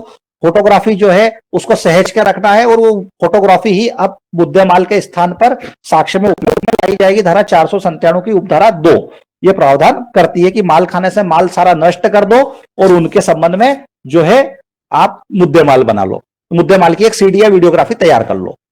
एक प्रावधान और आया है प्राइवेट कंप्लेन के संबंध में कि प्राइवेट कंप्लेन पे डायरेक्ट संज्ञान नहीं लिया जाएगा। प्राइवेट कंप्लेन पे मजिस्ट्रेट संज्ञान तब लेगा जब अभियुक्त को सुन लिया गया है। पहले क्या होता था, प्राइवेट कंप्लेन में परिवादी के साक्ष्य हुए, शिकायतकर्ता के साक्ष्य, उसके समर्थन साक्षियों के साक्ष्य हुए और साक्ष्य लेने के बाद में वारंट या समन जो भी है जारी कर दिए जाते थे। अब एक्यूज को सुनेंगे, उसके बाद ही उसके संबंध में आगे कोई भी कार्रवाई की जाएगी। जब तक एक्यूज को नहीं सुना जाएगा जब तक कोई कार्रवाई नहीं होगी। मतलब प्राइवेट कंप्लेन का सीधा सट फंडा अब ये हो गया है कि आरोपी को या एक्यूज को भी सुनना है, उसके बाद में ही मामला दर्ज करना है या नहीं करना है, ये हो जाएगा। तो ये कुछ मोटे मोटे प्रावधान जो है, जो इन्वेस्टिगेशन को लेके, एफआईआर को लेके, गिरफ्तारी को लेके या संपत्ति के व्ययन के संबंध में है, इन चीजों को लेकर, या 356 में अगर हम है कि अपराधी की अनुपस्थिति में ट्रायल चलाने को लेकर है, तो इसके संबंध में ये किया गया है। तो दूसरी चीज, एक बेल को भी थोड़ा सा लिबरल बनाया गया है। बेल में जो हम बात करते हैं मुचल का शब्द तो अब खत्म ही कर दिया गया है। स्वयं के बंद पत्र पर छोड़ने का तो एक सत्येंद्र कुमार अंतिल का जो मामला आया है, वो सत्येंद्र कुमार अंतिल के मामले के डायरेक्शन को फॉलो करते हुए थोड़ा सा लिबरल बेल को किया गया है कि बेल दी जानी चाहिए। बेल अधिकतर जो जिसको बेल मिल चुकी है उन लोगों को जो है बेल बॉन्ड जिसके पास पेश करने का नहीं है, उनके बारे में स्वयं के बंद पत्र या उनके खुद के बंद पत्र लेकर भी उनको छोड़ देना चाहिए, है ना। जो नॉर्मली जो मामले 3 साल तक की सजा वाले मामले, इस प्रकार के मामलों में बहुत सारे लोगों के पास बेल नहीं होती है, तो उनको भी थोड़ा सा लिबरल प्रोविजन कर दिया गया है। तो ये मोटे मोटे प्रावधान मैंने कोशिश करी है कि ये 1 सवा घंटे 1.5 घंटे का जो हमारा लेक्चर रहा, इसमें मैंने आप लोगों को जो नए धाराएं जुड़ी है उनके बारे में और जिन धाराओं में परिवर्तन हुए हैं उनके बारे में आपको अवगत कराने की कोशिश करी है। मैं भी कोई विधि विशेषज्ञ तो हूं नहीं, मगर जितना मैंने पढ़ा है उसके आधार पर आप लोगों को जो है मैंने यहाँ पर बताया है। और जो भी अब इससे संबंधित क्वेश्चन हो तो आप जो भी हमारे यहाँ पर अनिल जी है, इनकी अनुमति से आप अपने क्वेश्चन रख सकते हैं। कोई अगर प्रोविजन हो एक एक करके रखें तो अपन कोशिश करेंगे उन प्रोविजनों के बारे में चर्चा करने की। तो बारोड़ साहब यहाँ पर लगभग हमारे प्रावधान जो थे बीएनएसएस के, ये हम यहाँ पर पढ़ चुके हैं और देख चुके हैं। अब इसके बाद में अगर आप लोगों के कोई डाउट हो या कोई चीजें हम हो तो जो सेक्शंस जो रिमूव हुई बता दी ना मैंने, है ना। हाँ सर, एक निवेदन था। जी सर, मैं लक्ष्मण बोल रहा हूँ सर। एक निवेदन था, जैसे कोई फरियादी अन्य राज्य में चल जाए, मान लो केरल चल जाता है और उसके साथ कोई घटना घटित हो गई, वो रहता है एमपी में, तो वहाँ वो कि वहाँ के एमपी के हो तो आप एमपी में जाके प्रकरण दर्ज करो। नहीं, अब बिल्कुल नहीं होगा। अब आप उनको डायरेक्ट 173 का वो प्रोविजन बताएं कि जहां पर जुरिडिक्शन का सारा खेल खत्म कर दिया गया है। अब वो एमपी में भी घटना हुई है तो केरल में अगर है तो केरल में एफआईआर कर सकता है। ओके, ठीक है, बस ये पूछना था जी। सर मेरा क्वेश्चन ये है, करके क्वेश्चन रखें। Sir hello. जी सर, मेरा क्वेश्चन ये है सर, जैसे आपने ट्रायल के बारे में बताया कि अभियुक्त की एब्सेंस में ट्रायल हो, जी सर। बट मान लीजिए अभियुक्त 90 डे फरार रहने के बाद उसका जजमेंट हो जाता है और जी वो सर। अपील में ये अपना आधार लेता है कि सर मेरा ट्रायल मेरी अब्सेंस में हुआ है और मुझे ना तो गवाहों को सुनने दिया गया है ना ही मेरे गवाहों से क्वेश्चन करने दिया गया है, तो क्या इस आधार को पर्याप्त आधार माना जाएगा क्या?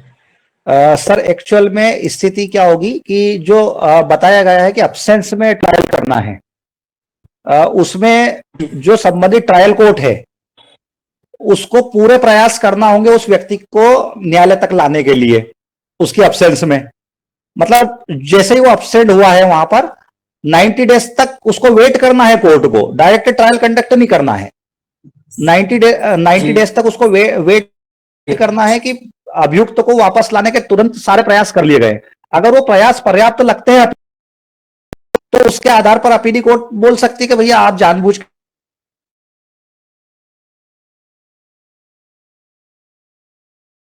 नहीं मिलेगा। मतलब ये पूरा का पूरा जो इसका इंटरप्रिटेशन है वो जो अपीली कोर्ट है उसके न्यायालय के विवेक पर निर्भर करेगा। और जो भी केसेस आएंगे वहां पे, जो भी साइटेशन बनेंगे, जो भी पूर्व निर्णय हमारे यहाँ पर स्थापित होंगे, उनके आधार पर हमको धीरे धीरे डायरेक्शन मिलेंगे। बट लॉ तो ये बना दिया गया है कि आप उसके अब्सेंस में जजमेंट कर दो, तो ट्रायल कोर्ट तो उसके अब्सेंस में जजमेंट कर देगी। जी जी हाँ सर, और कोई क्वेश्चन? सर जी एक सेक्शन और थोड़ा सा मैं आपको बता दूं, धारा 531 छूट गया था हमारा।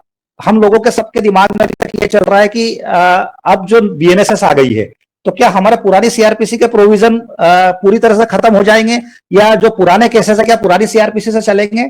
तो आप धारा 531 का सेकंड क्लास पढ़ लेना, आपके सारे सॉल्यूशन उसके अंदर छुपे हुए हैं। उसमें यह लिखा हुआ है कि धारा जिस तारीख को, मतलब 1 जुलाई 2024 को, 1 जुलाई 2024 को जैसे ही बीएनएसएस प्रभावी हुई उस बीएनएस के प्रभाव में आते समय जो भी ट्रायल, जो भी कार्रवाइयां, जो भी अनुसंधान, जो भी एप्लीकेशन पेंडिंग थी, वो सारी की सारी उस स्टेज तक, केवल उस स्टेज तक, उस पुरानी सीआरपीसी से निपटाई जाएगी और हर नई स्टेज अब बीएनएसएस से चालू हो जाएगी। जैसे कि मैं एक एग्जांपल बताऊंगा, कोई केस है उसका इन्वेस्टिगेशन चल रहा है, तो वो इन्वेस्टिगेशन चाहे 30 जुलाई तक चले, 30 जुलाई को इन्वेस्टिगेशन होने के बाद चार्जशीट भी फाइल 173 सीआरपीसी के अंतर्गत ही होगी। उसके बाद जो आगामी स्टेज है संज्ञान लेने की, वो नई बीएनएसएस से चालू हो जाएगी।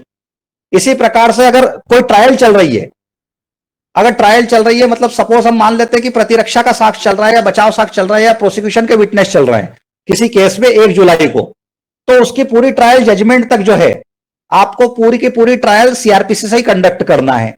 और जजमेंट, अगर जजमेंट तक सीआरपीसी ले जाना, जजमेंट के बाद जब नई स्टेज आएगी अपील की, वो अपील की स्टेज बीएनएसएस से होगी।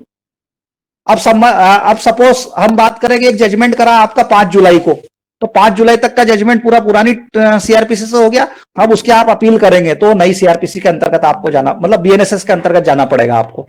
अपील आपकी बीएनएसएस में ही होगी।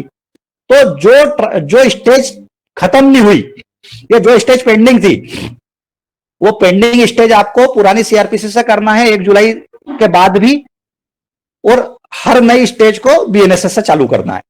ये चीज आपको ध्यान रखना है, तो उसमें अपने को कंफ्यूज होने की कोई जरूरत नहीं। फिर दूसरी एक और चीज आएगी कि जो आईपीसी के अपराध पुराने हैं, चाहे वो पुराने अपराध 30 जून के पहले के होंगे तो आईपीसी के 30 जून के बाद के जो 1 जुलाई से अपराध होंगे वो तो नई भारतीय न्याय संहिता के हो जाएंगे, बीएनएस के हो जाएंगे। अब बीएनएस के जो भी अपराध होंगे 1 जुलाई के बाद, तो वो तो उस पर तो बीएनएस ही लगेगी और बीएनएस से ही उसकी ट्रायल चलेगी, उसमें तो कोई टेंशन नहीं है।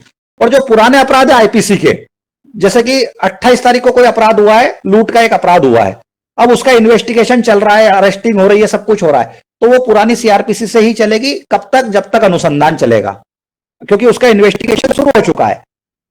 अब उसका चालान जब आएगा तो चालान भी पुरानी सीआरपीसी के अंतर्गत आ जाएगा, पर उसका कॉग्निजेंस जो है नए बीएनएसएस से लिया जाएगा। तो वो भी अपने को कंफ्यूज होने की जरूरत नहीं है। हर पुरानी स्टेज पर अगर कोई पेंडेंसी थी तो वो पेंडेंसी पुरानी सीआरपीसी से ही निपटाई जाएगी। हर पुराना अपराध, चाहे आज से 2 साल पहले किया हो, चाहे वो 30 जून को अपराध किया हो, पुरानी आईपीसी के अपराध के अंतर्गत ही लागू होगा नई बीएनएस उसके ऊपर 1 जुलाई के बाद ही लागू होगी। और ये भी जरूरी नहीं है कि पुराना अगर अपराध है तो पुरानी सीआरपीसी से ही कंडक्ट की जाएगी ट्रायल। ट्रायल उसकी नई बीएनएस से ही कंडक्ट होगी अगर चार्जशीट उसकी 1 जुलाई के बाद में पेश होती है तो ये इसमें आपको कोई कंफ्यूज होने की जरूरत नहीं है। इस पे बहुत सारे प्रोविजन आने वाले हैं, आएंगे भी। 1973 में जब हमारी सीआरपीसी लागू हुई थी तब भी हमारे बहुत सारे केस लॉ आए थे, वो केस लॉ भी क्लियर है। वो जो केस लॉ बने थे वो आज भी हमारे लिए यहां पर जो है पूर्व निर्णय का जो है पूरा का पूरा वो यहां पर रखेंगे, पूर्व निर्णय के रूप में लागू होंगे। और ये 531 में सब क्लियर कर दिया गया है कि जिस तारीख को जो पेंडेंसी है वो पुरानी से ही अप जाएगी, उसके बाद सब नई से होगा, है ना। और कोई क्वेश्चन हो तो आप बता दीजिए अब। सर इसी से रिलेटेड मेरा एक क्वेश्चन था। जी सर मेरा सीधा सा क्वेश्चन था कि अगर कोई व्यक्ति फरार है और उसके अनुपस्थिति में ट्रायल हो जाएगा तो ये जी नेचुरल लॉ का वायलेशन नहीं होगा? बिल्कुल होगा, बिल्कुल नेचुरल लॉ का वायलेशन होगा कि सुनवाई का अधिकार सबको। बाकी आप देखो कि सुनवाई का अधिकार भी एक लिमिटेशन तक है कि उसको सुनवाई का प्रॉपर राइट्स दिया, वो व्यक्ति फरार था, बीच ट्रायल में से फरार हो गया तो नेचर जस्टिस जो है उसका तो पालन हो ही गया, उसको सुनवाई का अधिकार दे दिया था तो उसको पूरी ट्रायल करके फरार होना था ना। वो फरार हुआ तो गलती उसकी, उसने वायलेशन करा है ना। एक बार तो क्योंकि कोर्ट बार बार नेचर जस्टिस तो देगी नहीं, एक बार आपको अधिकार था आप ट्रायल फेस करते। मतलब अपील कोर्ट या जो भी माननीय सुप्रीम कोर्ट जो है वो इस तरह के आगे भविष्य में जो है फाइंडिंग ला सकती है। अभी तो क्या है कि बहुत सारी चीजें होगी, हो सकता है केसेस रिमांड भी हो अगर उसकी अनुपस्थिति में ट्रायल हो गई तो हो सकता है अपील कोर्ट उसको वापस से सुनवाई का अवसर दे दे, वो भी हो सकता है। तो अभी तो कुछ नहीं कहा जा सकता, बस प्रोविजन आया है, प्रोविजन फॉलो करेगी जब ट्रायल कोर्ट, तो फिर अपील में भी जाएंगे और अपील कोर्ट भी कुछ ना कुछ तो करेगी। ठीक है सर जैसे जी। हेलो सर मेरा एक सर जैसे 156 में जैसे अपन फाइल करते थे कंप्लेंट एफआईआर जी। दर्ज कराने के लिए परिवादी की ओर से, बिल्कुल। तो क्या उसमें एक्यूज्ड को सुना जाएगा क्या पहले? अब आप अगर प्राइवेट कंप्लेन आप फाइल करते हो और 156(3) की एप्लीकेशन जो भी नया प्रोविजन आया उसमें लगाते हो तो एक तो सबसे पहले आपको 156 की जो एप्लीकेशन देते हैं उसके साथ आपको एफिडेविट देना है फरियादी का। और अगर साथ में प्राइवेट साथ में अगर प्राइवेट कंप्लेन है तो प्राइवेट कंप्लेन दर्ज होने के पहले एक्यूज को सुना जाएगा। हेलो जी हाँ, एक्यूज को सुना जाएगा उसके अंदर। जी जी सर, है? Okay sir, okay.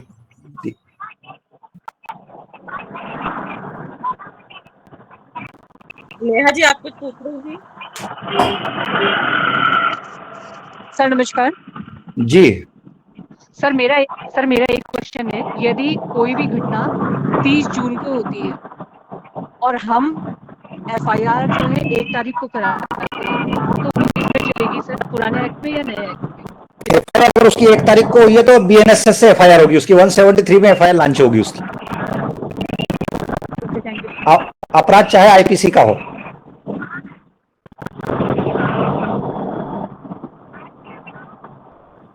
एक प्रश्न मोनिका प्रजापति जी की तरफ से भी आया है कि इलेक्ट्रॉनिक एविडेंस क्या जानना है, नया कानून बताता है इलेक्ट्रॉनिक एविडेंस के बारे में, क्या कहेंगे? आपकी आवाज क्लियर नहीं आ रही है, बताइए ना क्वेश्चन क्या है। जो है प्लीज अपना जितेंद्र भाई साहब अपना माइक म्यूट कर दीजिए। ये हाँ अब बताइए। एक मोनिका प्रजापति जी की तरफ से एक सवाल आया है कि जो नया कानून मतलब है उसमें इलेक्ट्रॉनिक एविडेंस में क्या चेंजेस हुआ है, क्या हुआ है, मतलब उस बारे में बताएं। देखिए, इलेक्ट्रॉनिक एविडेंस की एक तो डेफिनेशन दे दी गई है कि इलेक्ट्रॉनिक और ऑडियो वीडियो रिकॉर्डिंग मींस की डेफिनेशन क्लियर कर दी गई है सेक्शन 2 में। और उसमें बता दिया गया कि इलेक्ट्रॉनिक डिवाइस जितने भी है आपके, जो भी इलेक्ट्रॉनिक डिवाइस है, मोबाइल हो, ऑडियो का कोई टूल्स हो या वीडियो करने का कोई टूल्स हो, कैमरे हो, जो भी हो, उन सभी को इलेक्ट्रॉनिक डिवाइस में शामिल करके और इलेक्ट्रॉनिक डिवाइस जो है उसके आधार पे उससे ऑडियो और वीडियो रिकॉर्डिंग करने की, जहां पर जिस चीज की आवश्यकता है, जहां पर ऑडियो रिकॉर्डिंग की आवश्यकता वहां ऑडियो, जहां वीडियो की आवश्यकता वहां वीडियो, पुलिस बना सकती है, उनके पर्सनल जो उपयोग के सामान है उनसे भी बना सकती है। उसके लिए पर्टिकुलर कोई ऐसी चीज जरूरी नहीं है कि आपको थाने से ही लेना पड़ेगा या थाने का कोई सिस्टम जरूरी हो, ऐसा नहीं। अपने मोबाइल से रिकॉर्ड जनरली करके और अपने मोबाइल से रिकॉर्ड करने के बाद में जिस व्यक्ति के यहां से रिकॉर्डिंग की गई है उसकी एक एप्लीकेशन या उसका एक प्रमाण पत्र और एक जिसने की है उसका एक प्रमाण पत्र फाइल कर देंगे तो उसको 65B के प्रमाण पत्र जैसी मान्यता मिल जाएगी।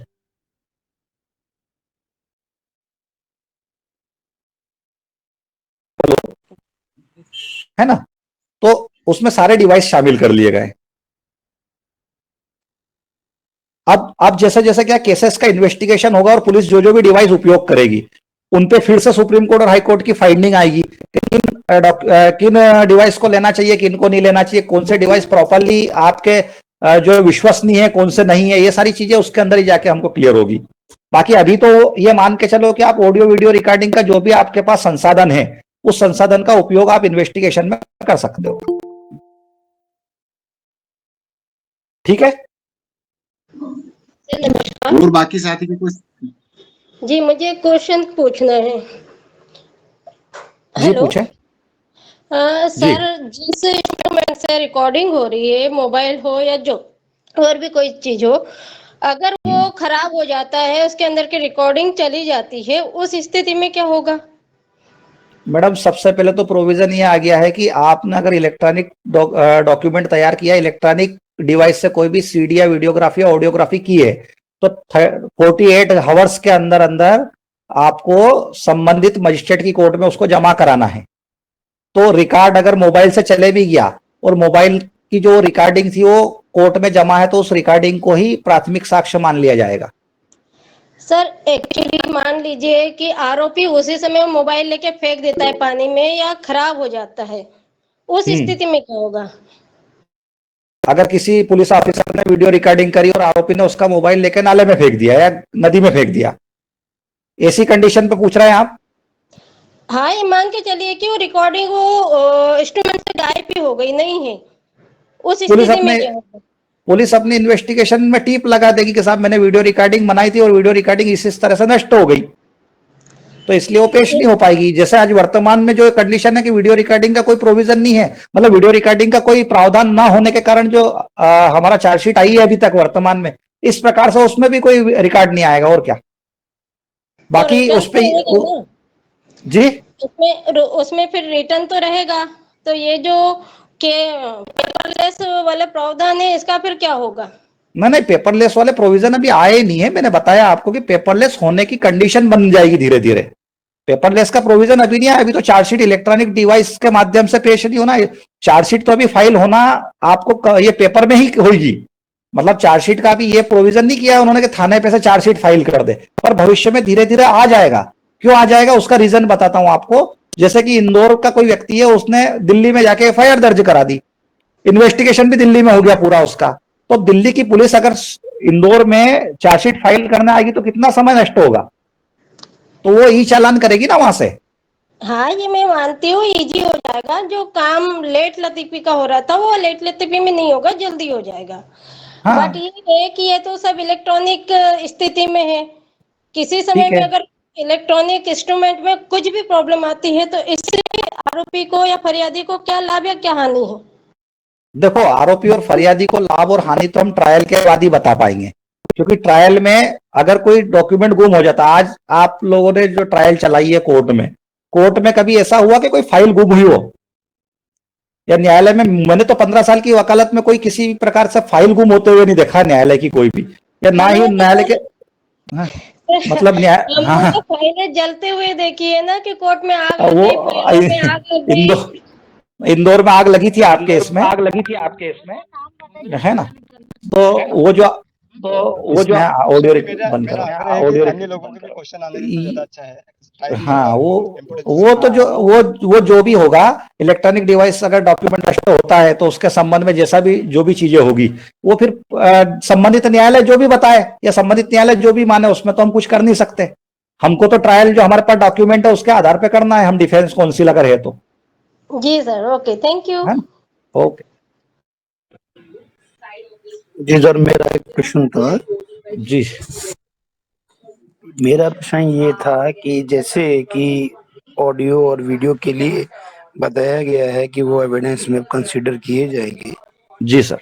तो उस केस में क्या होगा, जिस केस में जैसे कि मान लीजिए किसी ने कोई फोटोग्राफ्स या किसी प्रकार की चीज हमें भेजी और वो किसी भी मोड के माध्यम से, जैसे वैनिश मोड वगैरह इस तरीके की चीजें चलती हैं, वो डिलीट हो गया, तो फिर हम उसको किस तरीके से माननीय न्यायालय में उसको बता सकते हैं या उसमें आरोपी के विरुद्ध कोई भी चीज कार्रवाई कर सकते हैं?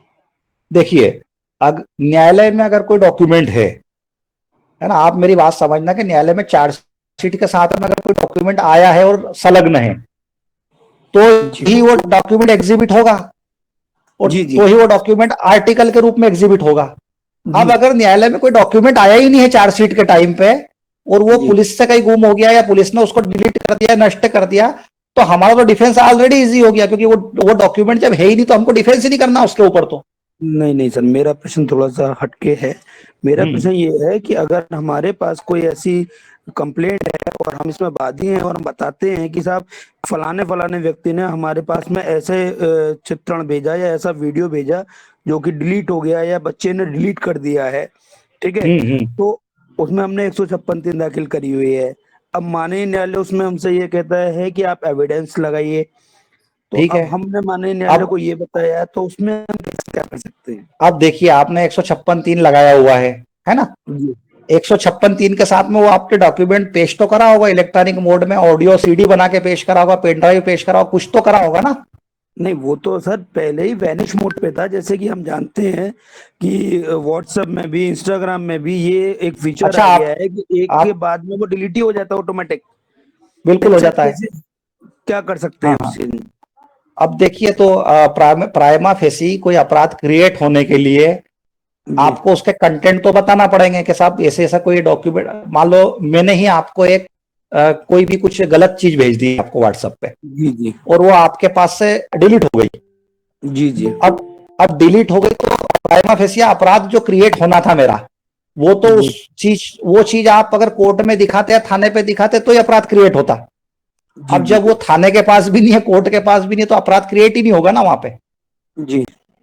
तो वो या तो फिर आप जो है उसका रिकॉर्ड अगर सर्वर पे हो, तो जैसे भी करके आप, जैसे पुलिस को एक एफआईआर आप करो कि भैया सर्वर पे, और न्यायालय में आप एक एप्लीकेशन दो कि साहब इसका जो सर्वर पे जो रिकॉर्ड रहता है उस रिकॉर्ड से बुलवाया जाए। अगर वहां पर रिकॉर्ड मौजूद हुआ तो फिर मेरे खिलाफ एफआईआर हो सकती है, अदरवाइज प्राइमा फेसी आपके डिवाइस की वजह से तो नहीं होगा क्राइम क्रिएट।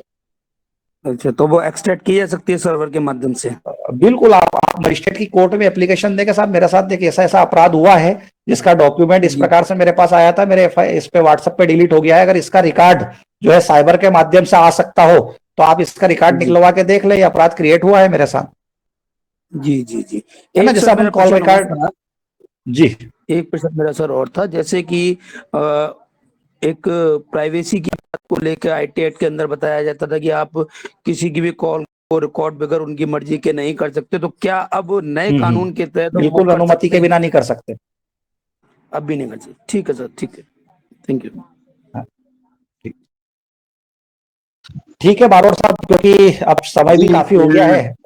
मैं आपसे थोड़ा सा जी चूंकि ये थोड़ा सा लिंक बनाने में कहीं ना कहीं हुआ, शायद मीट पे बनी थी, तो हमारे जो साथी थे कम से कम जुड़ने वो 100 से ऊपर नहीं जा पा रहे थे। काफी लोगों को हम लोगों का फोन भी आ रहे थे, हम लोग बिजी उधर भी लगे थे कि उनको हो पाएगा, तो वो टेक्निकल इशू रहा है। क्योंकि काफी बहुत लोगों को फोन आ रहे थे, और मैं कि आपने अपना कीमती समय दिया और हमारे जो फोरम है अभिभाषक पहल मंच, यहाँ पे साथियों को ज्ञान दिया है। मैं अपने अभिभाषक पहल मंच की ओर से हमारे मोहन पांचाल जी देवास से हैं, वो आपका आभार व्यक्त करेंगे। तो मैं पांचाल जी से निवेदन करूंगा कि हमारे इंद्रगामी जी हैं जो उन्होंने कीमती समय दिया और ज्ञान अर्जन के लिए दिया। आपके आभार के पहले मैं थोड़ा सा एक मेरी बात भी रखना चाहूंगा। आप मेरे बड़े भाई भी हैं, और चूंकि मैं वकालत के क्षेत्र में जब आया तो मेरी तो सनद ही आपके हाथ की है। विद इन 3 डेज के अंदर अंदर आपने मेरी सनद लाके दे दी थी। मैंने पास आउट करा था उसके बाद अनिल जी ने। तो वैसे ही मैं आप लोगों का आभारी हूँ, और इतना अच्छा आपने प्लेटफॉर्म तैयार किया है, तो आप लोगों को सबको साधुवाद है। क्योंकि एक्चुअल में हमारी जो कंडीशन है, लॉयर्स की जो भी कंडीशन है, हमारे लिए कोई वाकई में इस प्रकार प्रकार का प्लेटफॉर्म कहीं पर भी तैयार नहीं किया गया है कि हमको कोई ट्रेनिंग दी जाए या हमको किसी प्रकार से नए प्रोविजन, जैसे जुडिशरी के लिए तो प्रोविजन है कि जुडिशरी एकेडमी में जाके वो लोग सीख लेंगे, पर हमको तो आपस में हम सबको मिलकर ही कुछ ना कुछ करना है। तो हम सभी लोग जो भी यहाँ पर जुड़े हुए थे या जो लोग भी आप लोगों से जुड़े हुए हैं, हम निश्चित रूप से इस प्रकार की संगोष्ठियां टाइम पर करते रहे किसी टॉपिक को लेके, किसी चीज को लेके, तो हम लोगों को तो हमारा ज्ञान जो है आपस में हम सबको एक दूसरे को मिलकर ही बढ़ाना है। तो आप लोगों ने निश्चित रूप से बहुत ही अच्छा मंच तैयार किया है। किसी प्रकार से कोई प्रॉब्लम किसी को और भी हो, कोई जानकारी चाहिए तो आप लोग मेरे अनिल जी से मेरा नंबर भी ले सकते हैं। तो मुझे बड़ा अच्छा लगा कि आप लोगों ने मुझे इस लायक समझा, क्योंकि मैं आप सबका छोटा भाई हूँ। मेरी एज कोई ज्यादा नहीं है, ज्यादा कोई इतना एक्सपीरियंस भी नहीं है, 14-15 साल मुझे वकालत किए हुए हैं, मगर फिर भी आपने इस लायक समझा, इसके लिए मैं भी आप लोगों का आभारी हूँ। और ईश्वर से मैं प्रार्थना